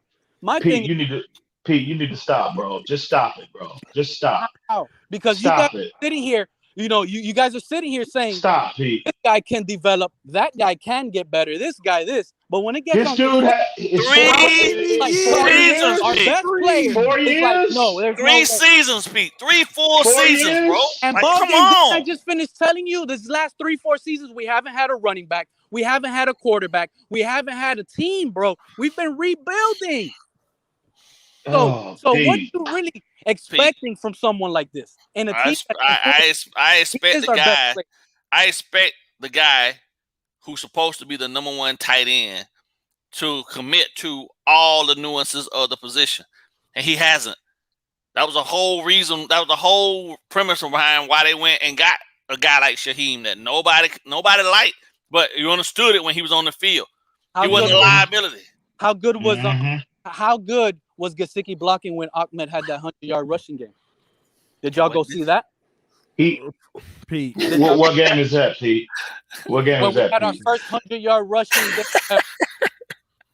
Pete, do you realize in your argument you keep on talking about specific moments? See, this is the difference. This is where every time somebody talk about a specific moment, you lose me in the conversation. If you want to prove someone does something, tell me something where it doesn't have to be specific. It just happens all the time.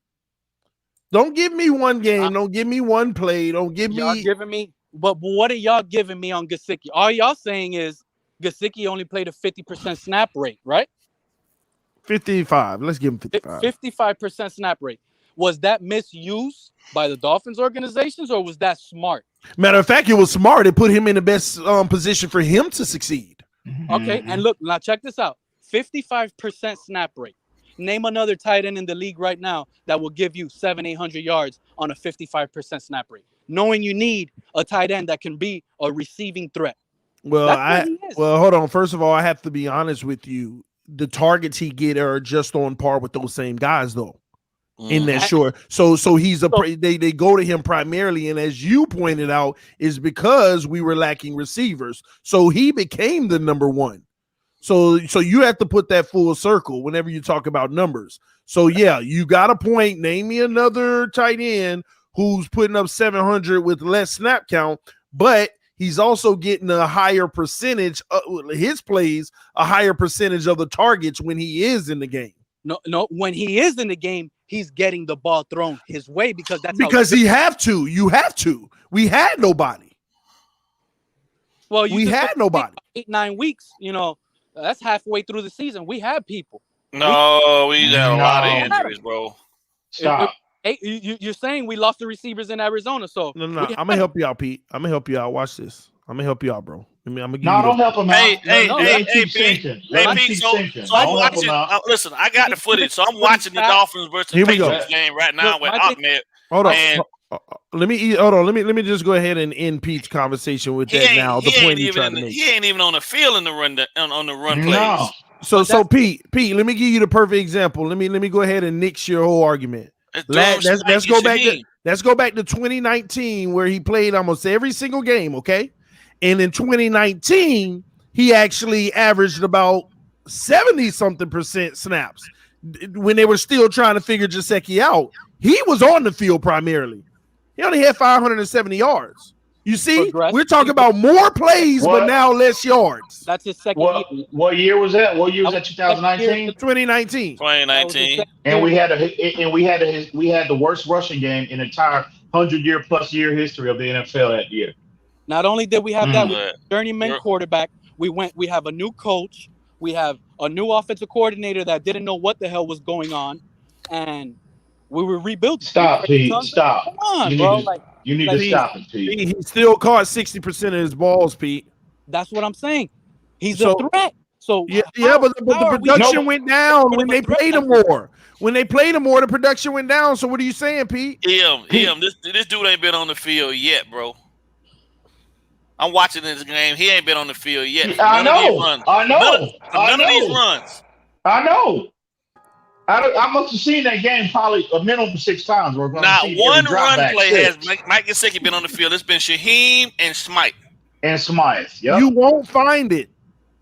Matter of fact, I'll do you one better. The only time you find a play where he's on the field when they run, the original play was a pass and they audible to the run. Mm-hmm. Pete, stop, bro. You need to stop this argument, man. There's nothing you can go dig up. The thing analytics, tape, to substantiate what you're saying, bro. You need to stop. The thing is, you're just talking just to be talking. No, that's how you sound sometimes, Ian, honestly. I hear you. But listen, I hear you. The thing is, you guys are dogging him because y'all think he can't block. Nobody's dogging him. We're just saying nobody's saying that. No, y'all saying get rid of him. Y'all don't want him. Nobody get value for him now. And I'm Nobody said he doesn't have value, bro. Open your eyes to realize he needs to go be someone's number 2 receiver. You just why? If he could be our receiver, but he would be number 4. Does it matter? It makes yes, it matters when he's better. yes, it matters when he has a contract coming up that you're gonna have to possibly what number 4 receiver in the NFL is gonna get $10+ million? Well, you're not gonna pay him as a receiver. You're gonna pay him as a tight end because that's what he Even is. then, You just don't want to. As a tight end, his value right now is $12 million. Is Travis Kelce a receiver or a tight end? Tight end. He's a tight end, but he commits more to blocking. How does he commit more to blocking when he was on one of the most pass-heaviest teams in the entire NFL? When they do run the ball, he is not a liability on the field blocking. When they do commit to running the ball, Travis Kelce don't have to lead the field, and he's their number 1 or number 2 at worst. When the 49ers commit to running the ball, when the 49ers commit to running the ball, Kittles is on the field.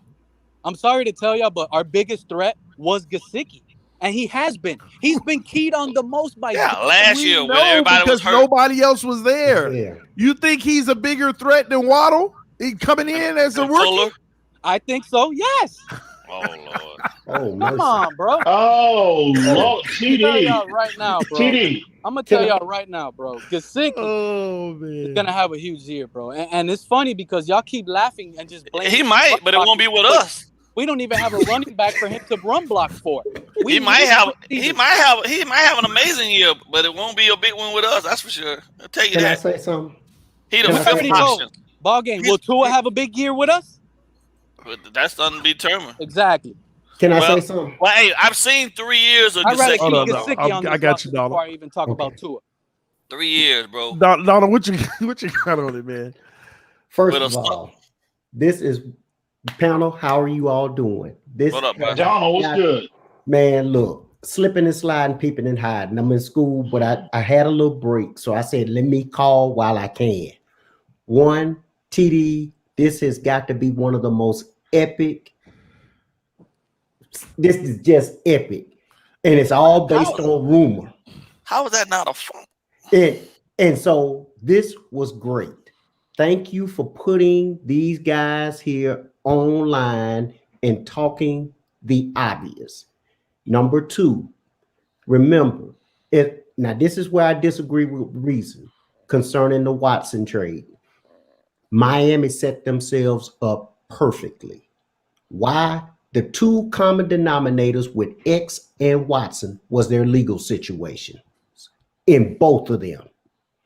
Miami held it close to the vest to see what was going to happen. They have the ammunition not only to make the trade, but also to win the PR battle. They are golden. Do I want to see Tua be Miami's quarterback? I would love to see it. But if I got a chance to get Deshaun Watson, if you got an opportunity to make that trade, make the trade and let it go. Like I said, I love the franchise more than the player. Number 3, Gesicki is a good receiver, not with the Dolphins. Why? Because he telegraphs to the defense what exactly is going to be run.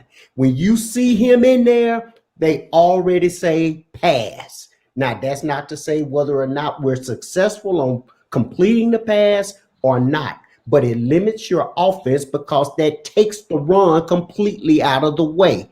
He's a liability when it comes to that. It's not that he's not a good player. I like Mike Gesicki. In fact, I like every player that's got aqua and orange on. I don't care who they are, from the water boy on. I like them all. But the facts are, when it comes to playing in the NFL, and now we got to win maybe 11 to 12 games to even sniff the playoffs.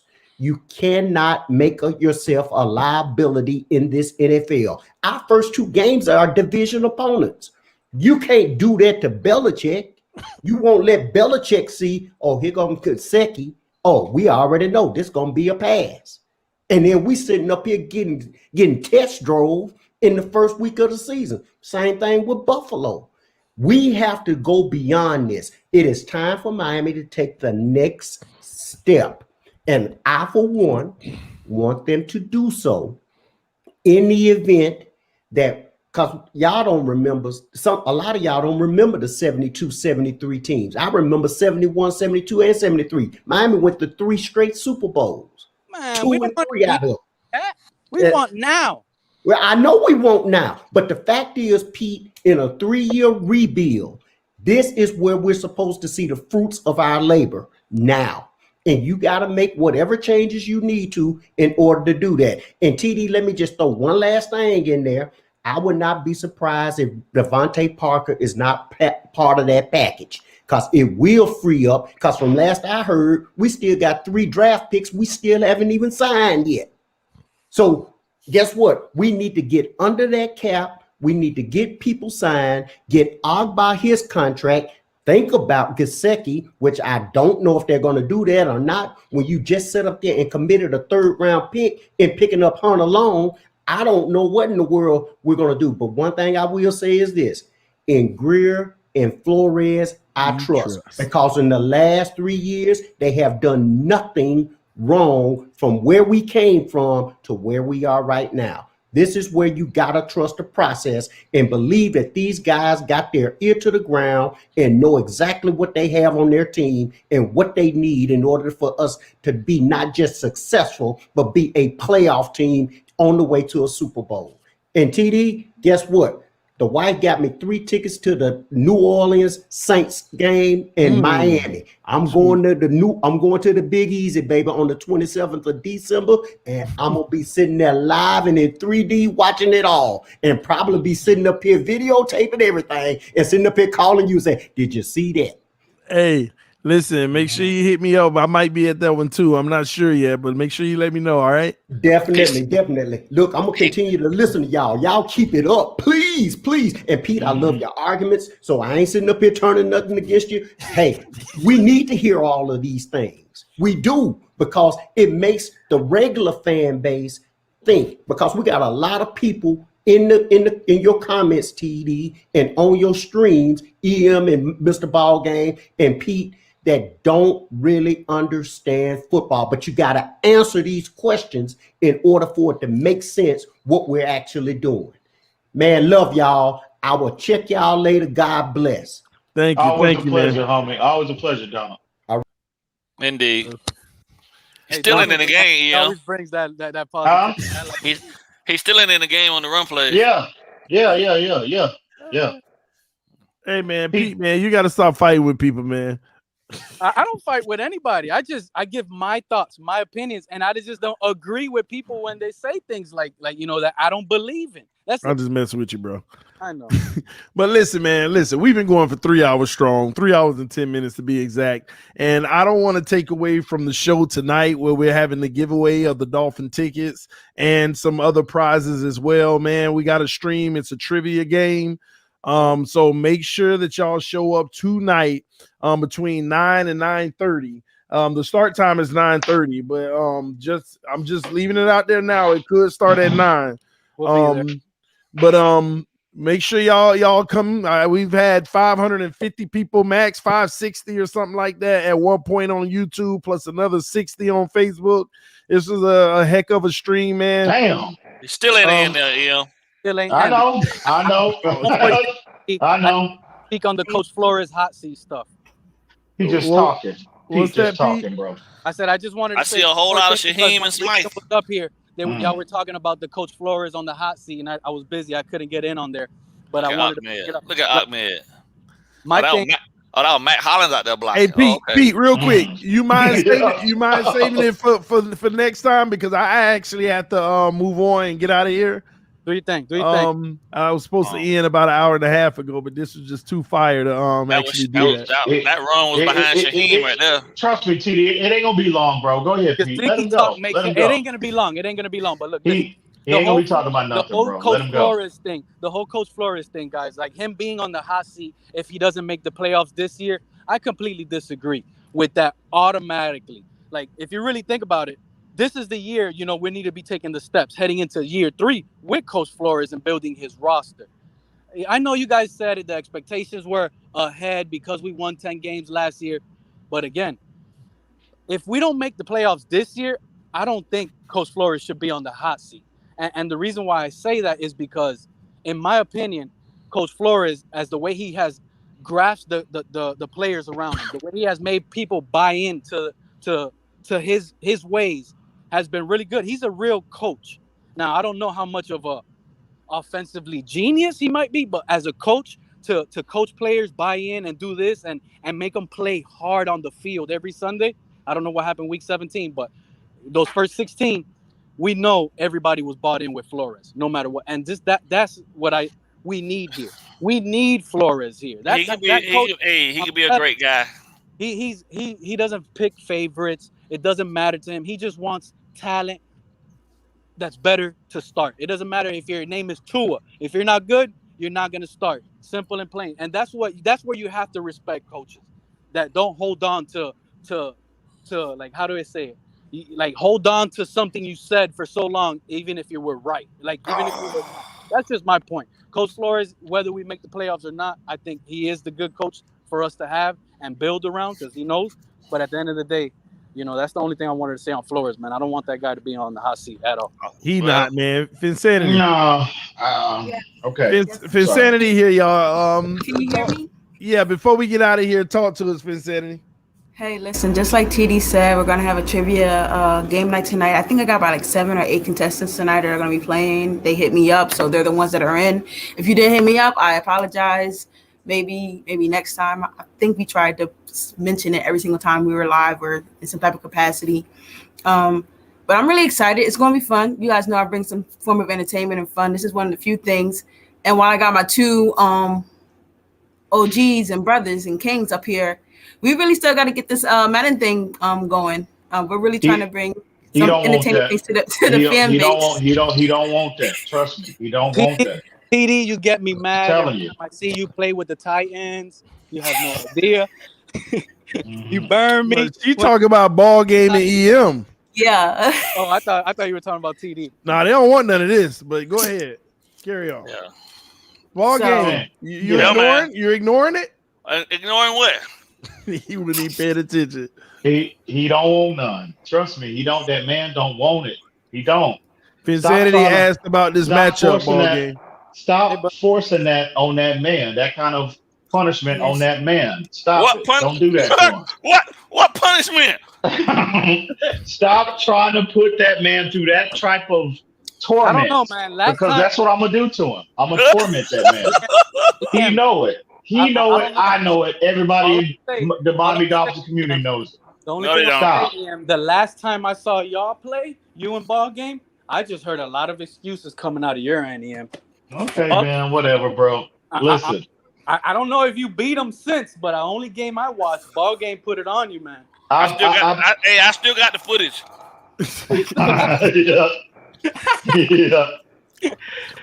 Yeah. Y'all need to let us know when y'all want to get this next match going, man. He can get it anytime, bro.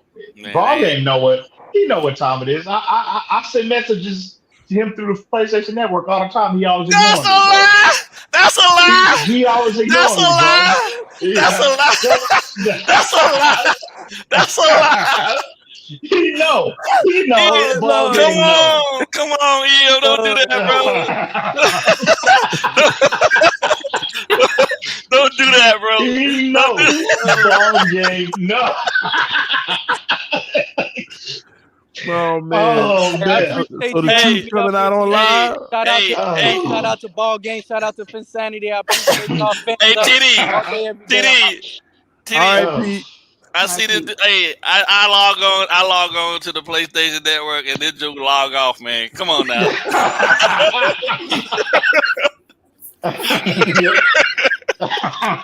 Em, you get an automatic notification. He get an automatic cut off. Oops, you were bro.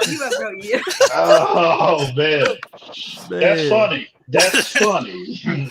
But anyway, all seriousness, ball game you get it anytime. I got not just ball game, but I got an open invitation to anybody in this Dolphins community that think they are man enough, they're skilled enough to take on EM Dolphin fan. Holla at your boy. We're gonna schedule a mad night. Like? You know what this sounds like? It sounds like maybe like a $25 giveaway to everyone who beats EM. Yeah. That's more incentive. Or is the wrong game never with that work? Insanity. That's the type of stuff that causes bankruptcy. Yeah, we don't want you to have to pay out that much money. Hey. If anything, we know EM gonna be out there reading the cat defense. So. Hey, watch this. Fitzpatrick, what about 25 for everybody who beat TD? Because I'm with it. Heck no. TD, really? She definitely gonna be bankrupt after that. I ain't got that much credit. TD is trash for real, bro. I'm just. You a hater, man. You ain't played. TD garbage for real. You ain't played TD garbage for real. You ain't played me. How you gonna speak on somebody and you ain't played? Who was that Stevie TV guy? Ian can get it on PS4 and Xbox. Hey, bro, you have to upgrade from that PS4, homie. You gotta come to where the big boys play. Yeah, you still ain't show me where you found one, EM, and you were wrong too. They don't have PS5s. Everybody looking for them chips, man. Yeah. Me too. I look every so often. TD. Yes, they do. Bro, send us the hookup. Well, I don't went back to look, man. Now I ain't bidding no $2,000 to get one. That ain't happening. No. They've been getting them in. You just have to. As soon as these stores are getting them in, people are going in there and snatching them up, bro. You just got to time it right. You need the plug. You got the plug, right? What he talking about. Yeah. So hook it up then. I got you. Yeah, because every time I go, they're like, man, we ain't had none in so long. Yeah. I mean, my brother got one. I thought it was gonna be real easy for me because my nephew worked at GameStop. Yeah, that's what I'm saying, ball game. You lost. We talked the night it dropped. You got it the day it dropped. Yeah, but the one I gave to my nephew. Oh, that's right. I forgot. Yeah. And that was the night it dropped. In hopes of getting one from his older brother, right, for later, right, because he was out for college and all that other stuff. But at this point right now, they dried up, bro. Ain't nothing out there. It's all with those chips. They're not making those chips right now. And that's been a shortage for a lot of even automobiles. That same chip is used. But here's the thing, though. They've been, they hadn't have like in previous generations. They don't have as many, but they've been getting them in. They've been somewhat consistent. You just got to time right. People are just getting. I work at Target, and she can't even lock me down one. Yeah. You got to get there as soon as they get them, bro. Well, when you know something, you know to hit me up, bro. I got you. Look. But like, forget about getting them online, bro. You have to show up. That's how I got mine. I just so happened to be in the store. We were shopping at Walmart, and I walked across the street to GameStop. And as soon as I walked in, there was nobody in there. And they were saying about how Sony just dropped the the pre-order deal. I was like, what? Seriously? I had no idea it was supposed to come out that day. The pre-order was supposed to open up that day. And I was just looking. I said, well, give me 2 of them. Boom. Right there, baby. So, yeah. You just got to get them, bro. You just got to get them when they show up, when they get them in. But I will look out for you. Sure, I got you. Yeah, StockX got them for $767. Yeah. You go through those. That may not be bad, but I'm just saying I've been seeing stuff above 1,000. Yeah, me too. I think StockX got them. Yeah, they got one right now. It's $767. Oh, that's the lowest bid. Oh, it's still a bid. Yeah. Okay. I think Damien, I think he said his wife got him a Series X, and she paid I think they paid like $900 for it, bro. Yeah. So those third party, those stores like that one, other than Best Buy, Walmart, GameStop, or whatever, they don't charge you a little extra, bro. All right, y'all. I gotta cut y'all off. I gotta get out of here, man. Yep. All right, love y'all, man. Appreciate y'all. All right. Y'all be safe out there. All right. Yep. Yeah. Boy.